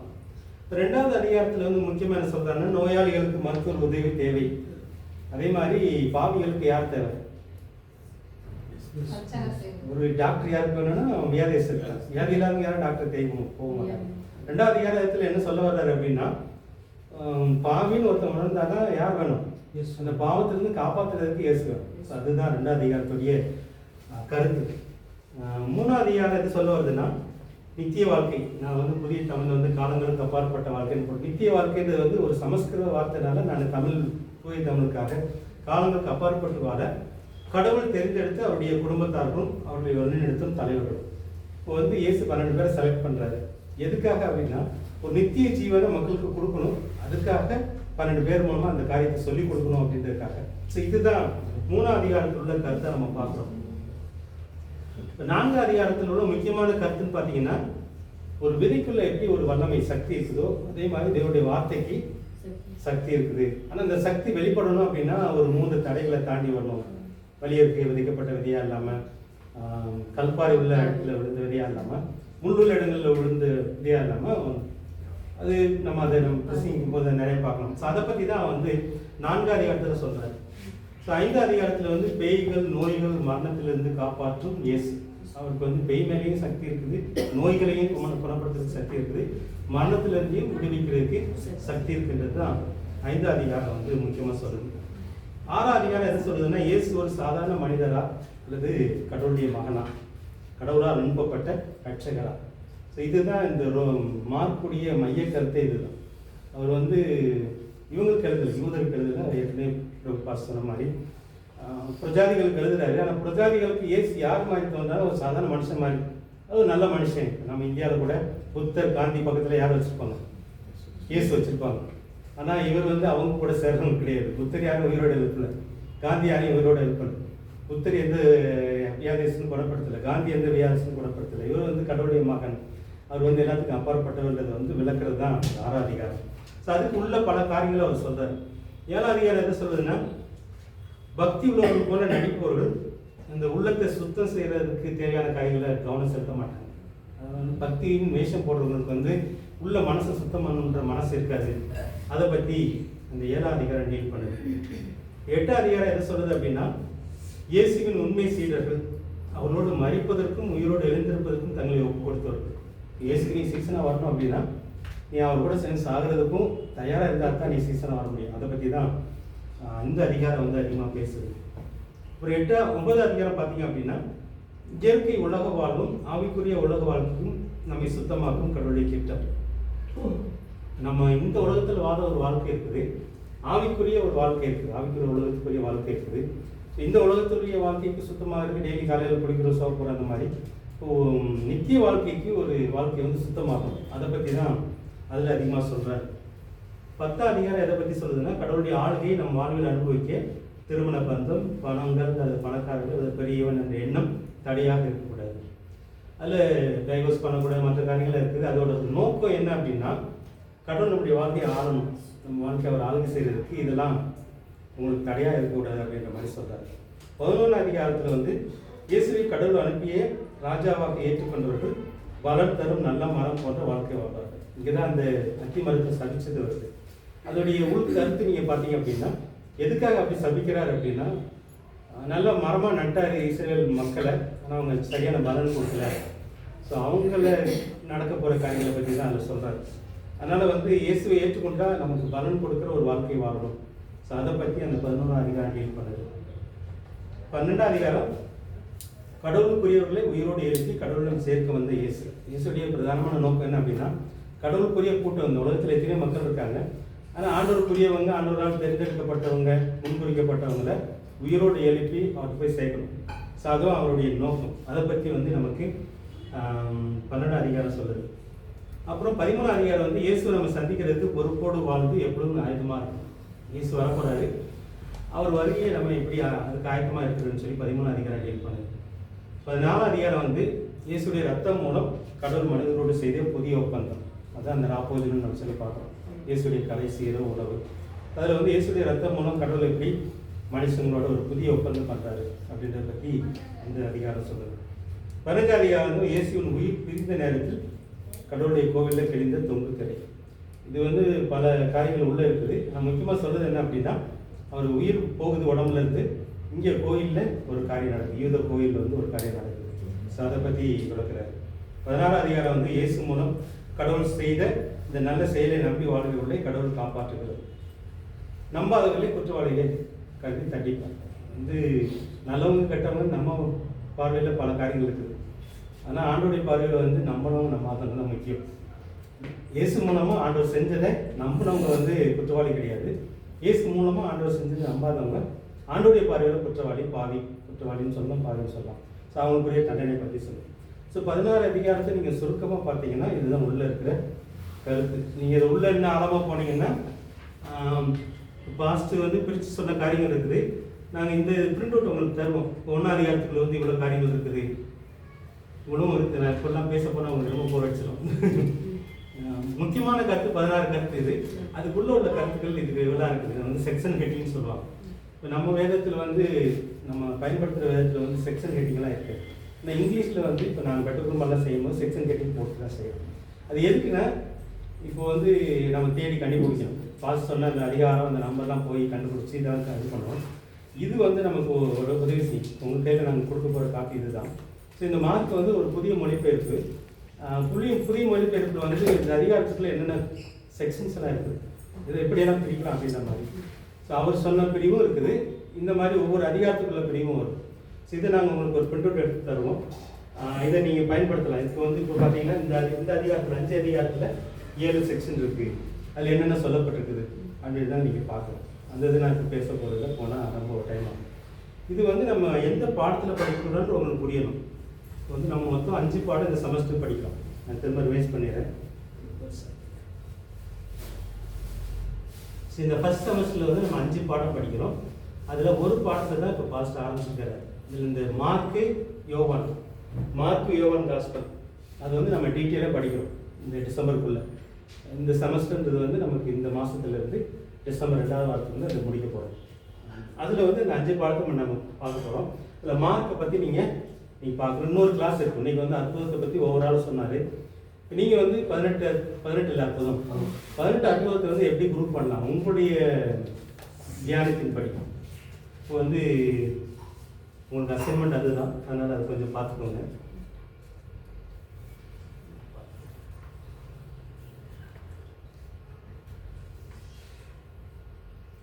இப்போ வந்து இது 2 பகுதியாக இந்த மார்க் 16 அதிகாரத்தை நீங்கள் 2 பகுதியாக பிரிச்சிங்க அப்படின்னா சர்க்கு நீங்கள் 1 முதல் 10 அதிகாரம் வரைக்கும் இயேசுடைய 3 வருட ஊழியர்களை பற்றி எழுதுகிறேன். பிறப்பை பற்றி எழுதுகிறேன், வளர்ப்பை பற்றி எழுதுகிறேன் மார்க் வந்து. ஆனால் 3 அந்த 2ஆக பிரிச்சிங்க அப்படின்னா 1 முதல் 10 அதிகாரம் இயேசு 3 வருட ஊழியங்கள், அது 3.5 வருட ஊழியங்கள். இந்த 11ஆம் அதிகாரத்துலேருந்து 16ஆம் அதிகாரம் வரைக்கும் கடைசி வார ஊழியம், ஒரு வாரத்தில் அவர் செஞ்ச ஊழியத்தை பற்றி எழுதுகிறார். இதை நீங்கள் ஓவராலாக மார்க்கை பற்றி நீங்கள் தெரிஞ்சுக்கணும், அது தெரிஞ்சுக்கலாம்.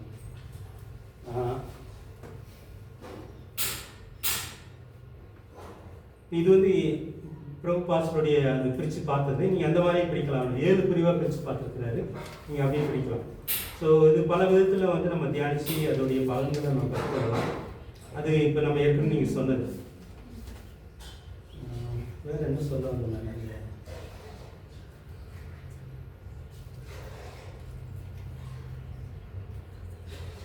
5ஆ பிரிச்சிங்களா நீங்கள்? 7ஆ பிரிச்சிங்க. ஆமாம், 7ஆ பிரிச்சது இருக்கு. நான் இதெல்லாம் வாட்ஸ்அப்பில் நான் போட்டுறேன். அதுக்கப்புறம் இந்த அற்புதங்களை வந்து 5ஆ பிரிச்சிங்க. 5ஆ பிரிச்சிங்க. 5 குரூப்பாக பிரிச்சிங்க. அது எதுவும் டைப் பண்ண எடுத்துருங்க.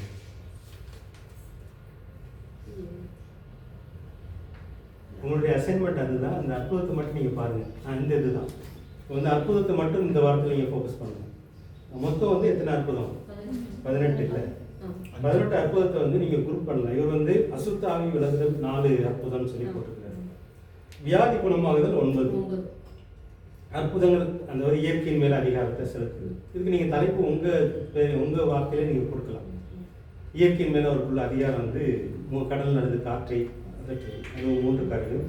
அப்புறம் மனிதனுடைய தேவைகளை சந்தித்தது 2 காரியம் போட்டிருக்காரு. அப்புறம் அத்திமரம் பட்டு போக செய்தது. இது வந்து நீங்கள் அத்திமரம் பட்டு போகிறது வந்து நம்ம வேற மாதிரி பார்த்தோம். ஒரு போதனையாக ஆண்டவர் சொல்றாரு. ஆண்டவர் ஒரு மரத்தை நட்டால் பலன் எதிர்பார்க்குறாரு.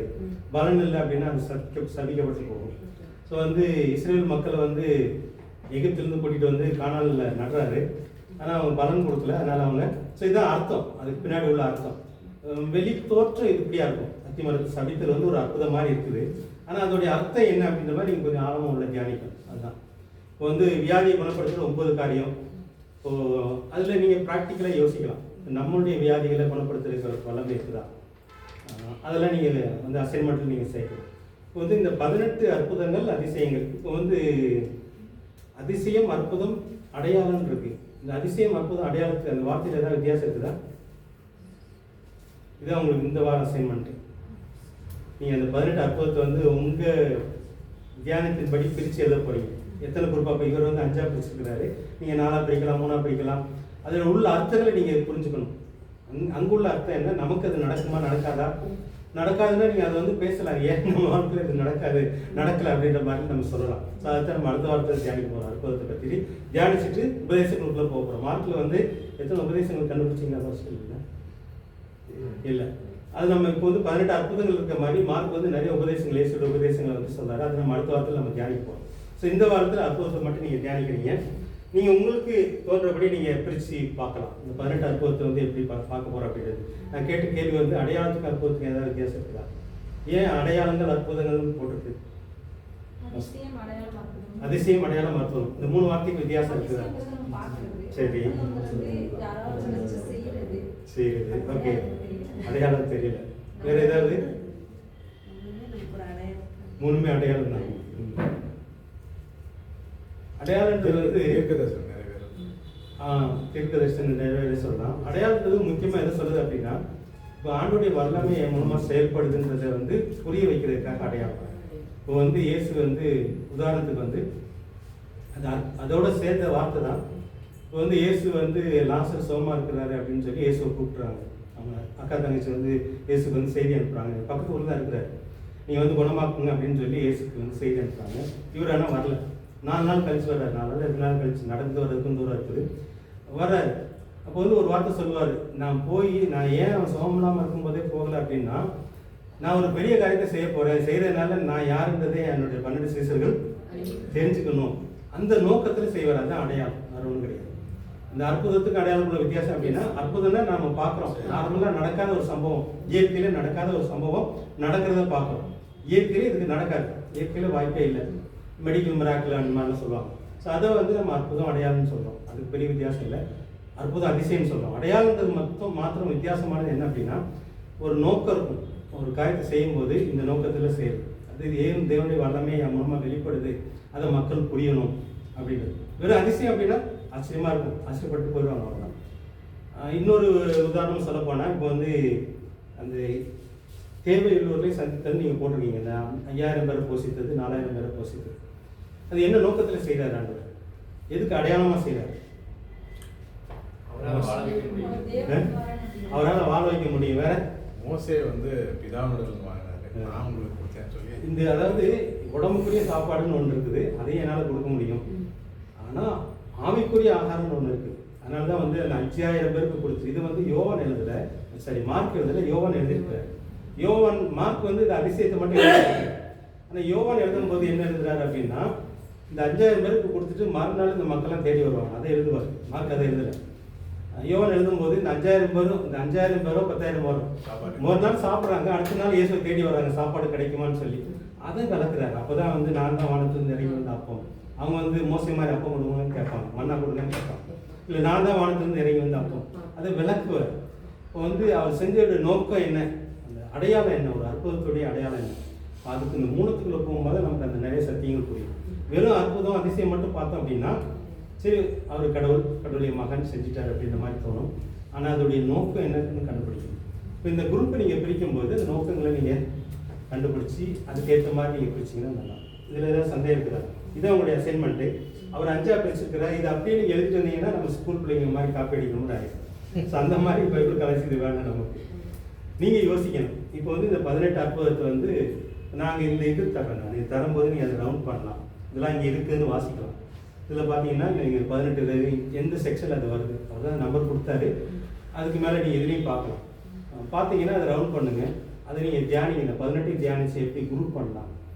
இவர் 5ஆக பிரிச்சுக்கிறாரு, நீங்கள் 3ஆக பிரிக்கலாம், 4ஆக பிரிக்கலாம்.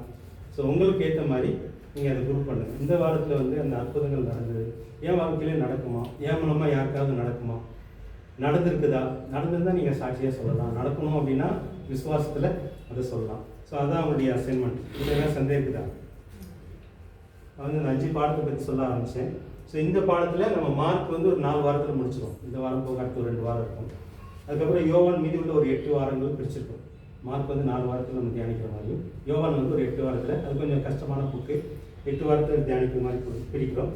ஸோ இதுதான் அந்த வாரம். இந்த ஓட்டி சர்வே அண்ணன் அடுத்து எடுக்க போகிறாங்க. இன்ட்ரடக்ஷன் கொடுத்தாங்க. இன்றைக்கி வந்து 5 ஆகமத்தை பற்றி அவங்க எடுக்க போகிறாங்க. என்டி சர்வே நான் எடுக்கிறேன். அது வந்து பழைய ஒப்பந்தம், புதிய ஒப்பந்தம், அதை பற்றி நம்ம பேசிகிட்டு இருக்கோம். அதை நான் வந்து எப்படி 4ஆக பிரிச்சுருக்கிறோம் அப்படின்ற மாதிரிலாம் பேசியிருக்கிறோம். அப்புறம் பேசிக் கிறிஸ்டியன் டாக்டரினை பற்றி போன வாரத்தில் ஜான் ஸ்டான்லி எடுத்தார். அது 10 உபதேசங்களை பற்றி, அது ஒரு உபதேசத்தை பற்றி ஆரம்பிச்சிருக்காரு. அப்புறம் பைபிள் ஸ்டடி மெத்தட் வந்து அவர் ஆரம்பிப்பார் அடுத்த மாதத்தில் வராங்க. இதில் ஏதாவது சந்தேகம் இருக்காது. 5 பாடம் இந்த டிசம்பர் 2ஆம் வாரத்தில் நம்ம முடிக்கிறோம். இதில் வந்து கொஞ்சம் சொல்ல வந்தது இன்னொரு காரியம் என்ன அப்படின்னா, இதோட டைம் இந்த காலண்டர் போட்டதுக்கப்புறம் நான் அனுப்புகிறேன். இப்போ மொத்தம் வந்து டீச்சிங் ஹவர்ன்றது வந்து நமக்கு மொத்தமே இந்த 5 செமஸ்டருக்கு 5 இல்லை ஃபஸ்ட் செமஸ்டருக்கு 5 பாடத்துக்கு வந்து மொத்தம் 60 கிளாஸஸ் தான் இருக்குது. ஒரு நாளைக்கு 3 வாரம், ஒரு நாள் சாட்டர்டேல 3 ஹவர் தான் நமக்கு கிளாஸ் இருக்குது. மொத்தம் 20 நாள் வருது. அது பிரிக்கும்போது 60 கிளாஸஸ் தான் வருது. அப்போ ஒரு சப்ஜெக்ட்டுக்கு 12 கிளாஸ் வரும். அதை வந்து மார்க்குக்கு 4 கிளாஸும், யோவானுக்கு 8 கிளாஸ்லாம் பிரிச்சிருக்கோம். நான் டீச்சிங் ஹவர்ஸ், இது ரொம்ப முக்கியம். தான் நம்ம பேச வர்றோம். நான் டீச்சிங் ஹவர்ஸ் அப்படின்னா நீங்கள் வீட்டிலேருந்து செய்யுது அசைன்மெண்ட் வந்து ஒரு பக்கம். அசைன்மெண்ட்டுக்கு நீங்கள் நேரம் செலவு பண்ணுறீங்க. அது எவ்வளோ நேரம் நீங்கள் செலவு பண்ணுறீங்களோ அது நீங்கள் பாடம் படிக்கிற மாதிரி. ஏன்னா நம்ம வந்து ஃபுல் டைம் கிளாஸ் இல்லாத. இன்னொன்று வந்து மினிஸ்ட்ரி இருக்குது. வந்து யோவான் இந்த மார்க்கை நீங்கள் பயன்படுத்தி ஊழியம் செய்யலாம். இன்றைக்கி இந்த வாரத்தில் நீங்கள் செய்ய வேண்டியது என்ன அப்படின்னா, உங்களுடைய ஊழிய களம் என்ன அப்படின்றத நீங்கள் தெரிஞ்சுக்கிட்டிங்கன்னா நல்லாயிருக்கும். இப்போ இவர் ஏற்கனவே ஃபாஸ்ட், இவர் படித்தது வந்து புஸ்தகம் பண்ணிடுவார். அவர் ஊழியம் அல்லது எங்கேயாவது போகும்போது மார்க் உள்ள அற்புதத்தை சொல்லி எங்கேயாவது ஜெபம் பண்ணலாம். ஸோ அவருக்கு பாஸ்ட் இருக்கிறதுனால மேதிக்கு நான் சொன்னது என்ன அப்படின்னா, அவர் கேரளாவில் உள்ள பெட்டக்குடும்பருக்கு ஊழியங்கள் செய்ய வேண்டியிருக்கு. ஏற்கனவே பார்ட் ஆஃப் த மினிஸ்டர். இப்போ அவங்களில் வந்து குரூப் மாதிரி வாட்ஸ்அப் குரூப் அல்லது ஃபோன் நம்பர்ஸ் எல்லாம் கலெக்ட் பண்ணி நம்ம படிக்கிறத அவங்களுக்கு சொல்கிறோம். நீங்கள் படித்ததே இன்னொருத்தருக்கு சொல்லும் போது நமக்கு இன்னும் அது ஆழமாக பதியும். என் வாழ்க்கையில் பெரிய புரோஜனம் அதுதான். நான் அந்த குடும்பருக்கு சொல்லிக் கொடுத்து எனக்கு அப்படியே நிறைய காரியங்கள் பணியாருக்கு சொல்லிக் கொடுத்துருக்குறேன். சொல்லிக் கொடுத்து நிறைய காரியங்கள் மனசில் பதிஞ்சிருச்சு. அந்த மாதிரி ஒவ்வொரு புக்காக மார்க்கு நீங்கள் ஒவ்வொரு ஆளும் நீங்கள் பார்க்க போகிறீங்க. 4 வாரம் முடிஞ்சதுக்கப்புறம் இந்த மார்க் புஸ்தகத்தை பயன்படுத்தி ஒரு ஊழியை நீங்கள் செய்யணும். இப்போ ஊழிய களம் அப்படின்னா என்ன, அமுதாவுக்கு என்னென்னா, ஒரு 10 பேரை நீங்கள் ஒரு குரூப் மாதிரி வச்சுக்கிட்டா நல்லாயிருக்கும். ஒருவேளை ஃப்ரெண்ட்ஸாக இருக்கலாம், சொந்தக்காரங்களாக இருக்கலாம். ஃபோன் மூலமாக தான் இப்போதைக்கு நம்ம நிறைய செய்யலாம். நேரடியாக செய்கிறதுக்கு நிறைய வாய்ப்பு இல்லை. நேரடியாக செய்கிறவங்களுக்கு நல்லது. அப்போ நீங்கள் ஒரு 10 பேராக மினிமம் 10 நீங்கள் செலக்ட் பண்ணிக்கிட்டிங்கன்னா அவங்களோட நீங்கள் படிக்கிற புஸ்தகத்தை நீங்கள் சொல்லிக் கொடுப்பீங்க. மார்க்கை படிக்கிறீங்க, சொல்லிக் கொடுப்பீங்க. அடுத்து ஜேம்ஸ் புக்கை நான் கொடுத்தேன். அந்த புக்கை பயன்படுத்தி நீங்கள் சொல்லலாம். அதை பற்றி நான் சொல்ல போகிறேன். அதுக்கப்புறம் எப்படியே புஸ்தகம் ஒவ்வொரு புக்கையும் நம்ம படிக்க போகிறோம். அந்த புக்கை பயன்படுத்தி நீங்கள் சுவிசேஷம் அறிவிக்கிறதோ அல்லது ஆண்டவருக்குள்ள அவங்க வளர்த்தெடுக்கிறதோ கிறிஸ்தவங்களும் இருக்கலாம், நான் கிறிஸ்டியன்ஸ் இருக்கலாம், ஃப்ரெண்ட்ஸாக இருக்கலாம், சொந்தக்காரங்களாக இருக்கலாம். அந்த மாதிரி ஒரு 10 பேரை நீங்கள் சேர்த்துக்கிறது நல்லது. உங்களுடைய ஊழிய களமாக அவங்கள, இவங்களுக்குலாம் யூத் நிறைய இருக்கிறாங்கன்னு சொன்னாங்க ஜான்ஸ்டான். ஸோ அவங்க தான் அவங்களுடைய ஊழிய களம். ஸோ அவங்களோட நீங்கள் நேரம் செலவு பண்ணுறதும் உங்களுக்கு மார்க்கில் சேர்க்கப்படும். அது வந்து மினிஸ்ட்ரின்னு ஆஸ்பெக்ட். நீங்கள் வந்து கிளாஸ் ஒரு பக்கம், நீங்கள் அட்டண்டன்ஸு இங்கே படிக்கிறது ஒரு மார்க்கு, அட்டண்டன்ஸ் பண்ணால், அப்புறம் நீங்கள் பண்ணுற அசைன்மெண்ட்டுக்கு ஒரு மார்க்கு, நீங்கள் செய்கிற ஊழியத்துக்கு ஒரு மார்க் இருக்குது. ஸோ அதெல்லாம் சேர்த்து தான் இதில் வரப்போகுது. அதுக்கப்புறம் செமினார் ஒன்று இருக்கும், ஒரு செமஸ்டருக்கு ஒரு செமினார் ஒன்று இருக்கும். அப்புறம் கல்ச்சுரல் ஆக்டிவிட்டீஸ், நம்ம படித்ததை நம்ம கலாச்சாரத்தோடு சேர்ந்து எப்படி சொல்கிறதுன்னு சொல்லி நீங்கள் அதை செஞ்சு காட்டலாம். இப்போ பணியர் குருமர் அவங்களாம் செஞ்சு காட்டலாம். நீங்களே யோசிக்கலாம், ஸோ இந்துக்களுக்கு இதை எப்படி சொல்கிறது, முஸ்லீம்க்கு இதை எப்படி சொல்கிறது. ஸோ கல்ச்சுரல் ஆக்டிவிட்டீஸ் இருக்கும். அப்புறம் ஒரு அவுட்டிங்காவது போகலான்னு இருக்கிறோம். வந்து கொச்சினோ அல்லது தரங்கம்பாடியோ வருஷத்தில் ஒரு அவுட்டிங் நம்ம போகிற மாதிரி இருக்கும். ஒரு கிறிஸ்மஸ் ப்ரோக்ராம் வந்து இருக்கும். நீங்கள் செய்கிற மக்கள்லாம் சேர்த்து வச்சு ஒரு கிறிஸ்மஸ் ப்ரோக்ராம் பண்ணலாம். அது போக லைப்ரரி புக்ஸ் நீங்கள் எக்ஸ்ட்ராவும் வாசிக்கிற புஸ்தகங்கள், வேதம் மாத்திரம் இல்லாமல் வேதத்தோட சார்ந்த புஸ்தகங்கள் இருக்குது. மிஷினரி லைஃப்ஸ் இந்த மாதிரி இது கொஞ்சம் புக்கிங் இருந்தால் கொண்டு வந்து வைக்கலான்னு இருக்கிறோம். எங்கள் வீட்டில் கொஞ்சம் இருக்குது. உங்கள்கிட்ட இருக்கிற புக்கும் நீங்கள் மாற்றலாம். இதை வச்சுக்கிட்டு எக்ஸ்ட்ரா புக்கு வாசிக்கிறது நம்ம கிரெடிட் லெவலில் சேர்க்க போகிறோம். அப்புறம் உங்களுடைய ஸ்டூடெண்ட்ஸ் ரெஸ்பான்சிபிலிட்டி, நீங்கள் நம்ம பேசும்போது நீங்கள் கேட்குற கேள்விகள், நீங்கள் பேசுகிறது, அதுவும் இதில் சேர்க்கப்படும். இதெல்லாம் சேர்ந்து தான் நமக்கு வந்து மார்க்காக நம்ம கொடுக்க போகிறோம். இதில் தான் சந்தேகப்படுறாங்க. நாங்கள் அதை இன்ட்ரடியூஸ் பண்ணல, கிளாஸ் மட்டும் தான் அப்படின்னு நீங்கள் நினச்சக்கூடாது. அசைன்மெண்ட்டும் அது நீங்கள் நேரம் செலவு பண்ணுறதுனால அந்த நேரம் கணக்கிடப்படும். ஊழியர் ரொம்ப முக்கியம். கிளாஸ் ஒரு பாதி அப்படின்னா, படிக்கிறது ஒரு பாதி அப்படின்னா, அது சொல்லிக் கொடுக்குறது இன்னொரு பாதியாக இருக்கிறது தான் ரொம்ப ரொம்ப அவசியம். இதுக்குன்னு நீங்கள் ஒரு குரூப்பை நீங்கள் செலக்ட் பண்ணிக்கிட்டீங்க, பண்ண முடியுமா, பண்ணலாமா, இல்லை ஏதாவது கஷ்டம் இருக்குது அதில்? இல்லை. நீங்கள் ஏற்கனவே உங்கள்கிட்ட பழகின மக்களை இவங்க இதை சொல்லிக் கொடுக்கு, நீங்கள் படித்ததை சொல்லிக் கொடுக்குறதுக்காக அது நம்ம மனசில் இன்னும் ஆழமாக பதியும். நீங்கள் எக்ஸாம் எழுதுறத விட நீங்கள் 10 பேருக்கு சொல்லிக் கொடுத்தீங்க அப்படின்னா இன்னும் அது ஆழமாக நம்ம மனசில் பதியும். அதுக்காக இதில் ஏதாவது சந்தேகம் இருக்குதா?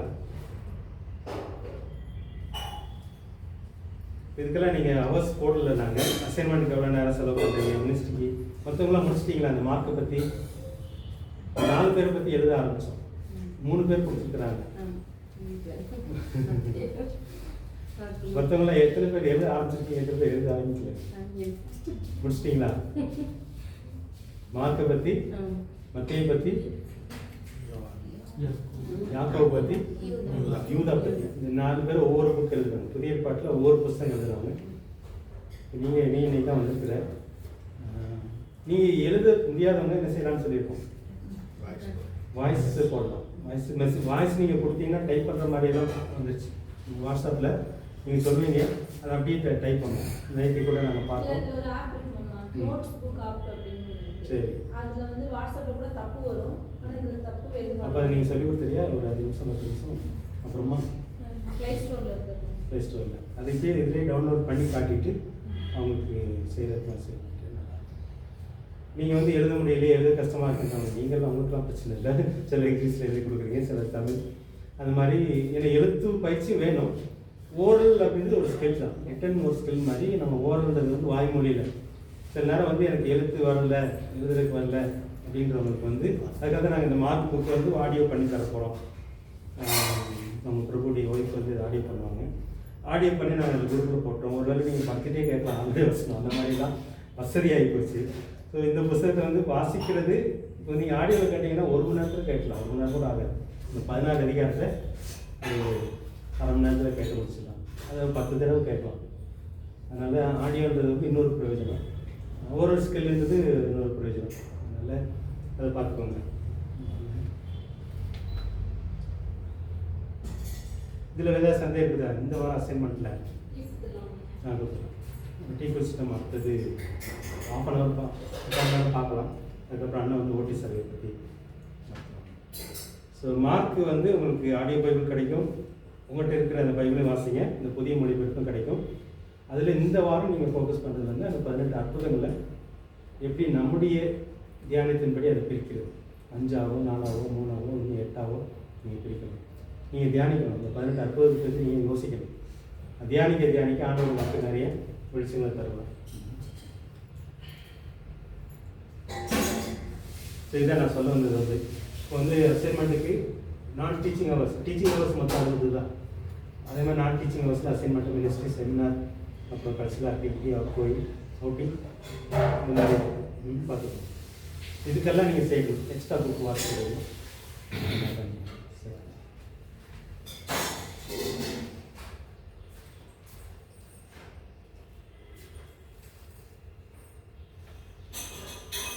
அஞ்சுன்னு போட்டுக்கிறேன். அவர் வந்து அசைன்மெண்ட் கொஸ்டின் இதுதான். நீங்கள் குறிக்கணும் குறிச்சிக்கலாம், நான் குரூப்லேயும் போடுவேன். நான்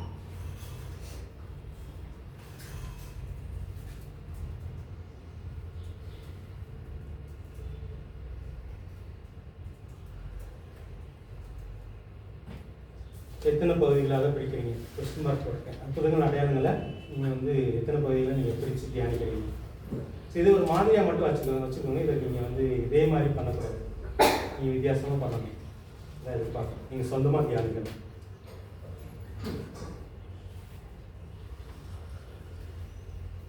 ஸோ இந்த தலைப்பு, இந்த 18 நான் போடுறேன். இதை வந்து நீங்கள் இன்னும் வெறும் அற்புதமாக பார்க்கக்கூடாது. இதுக்கு பின்னாடி என்ன இருக்குது, ஆண்டோடைய நோக்கங்கள் என்ன, அதெல்லாம் நீங்கள் சேர்த்து தியானிக்கும் போது தான் உங்களுக்கு அதோடைய விஷயங்கள் நமக்கு இன்னும் கிடைக்கும்.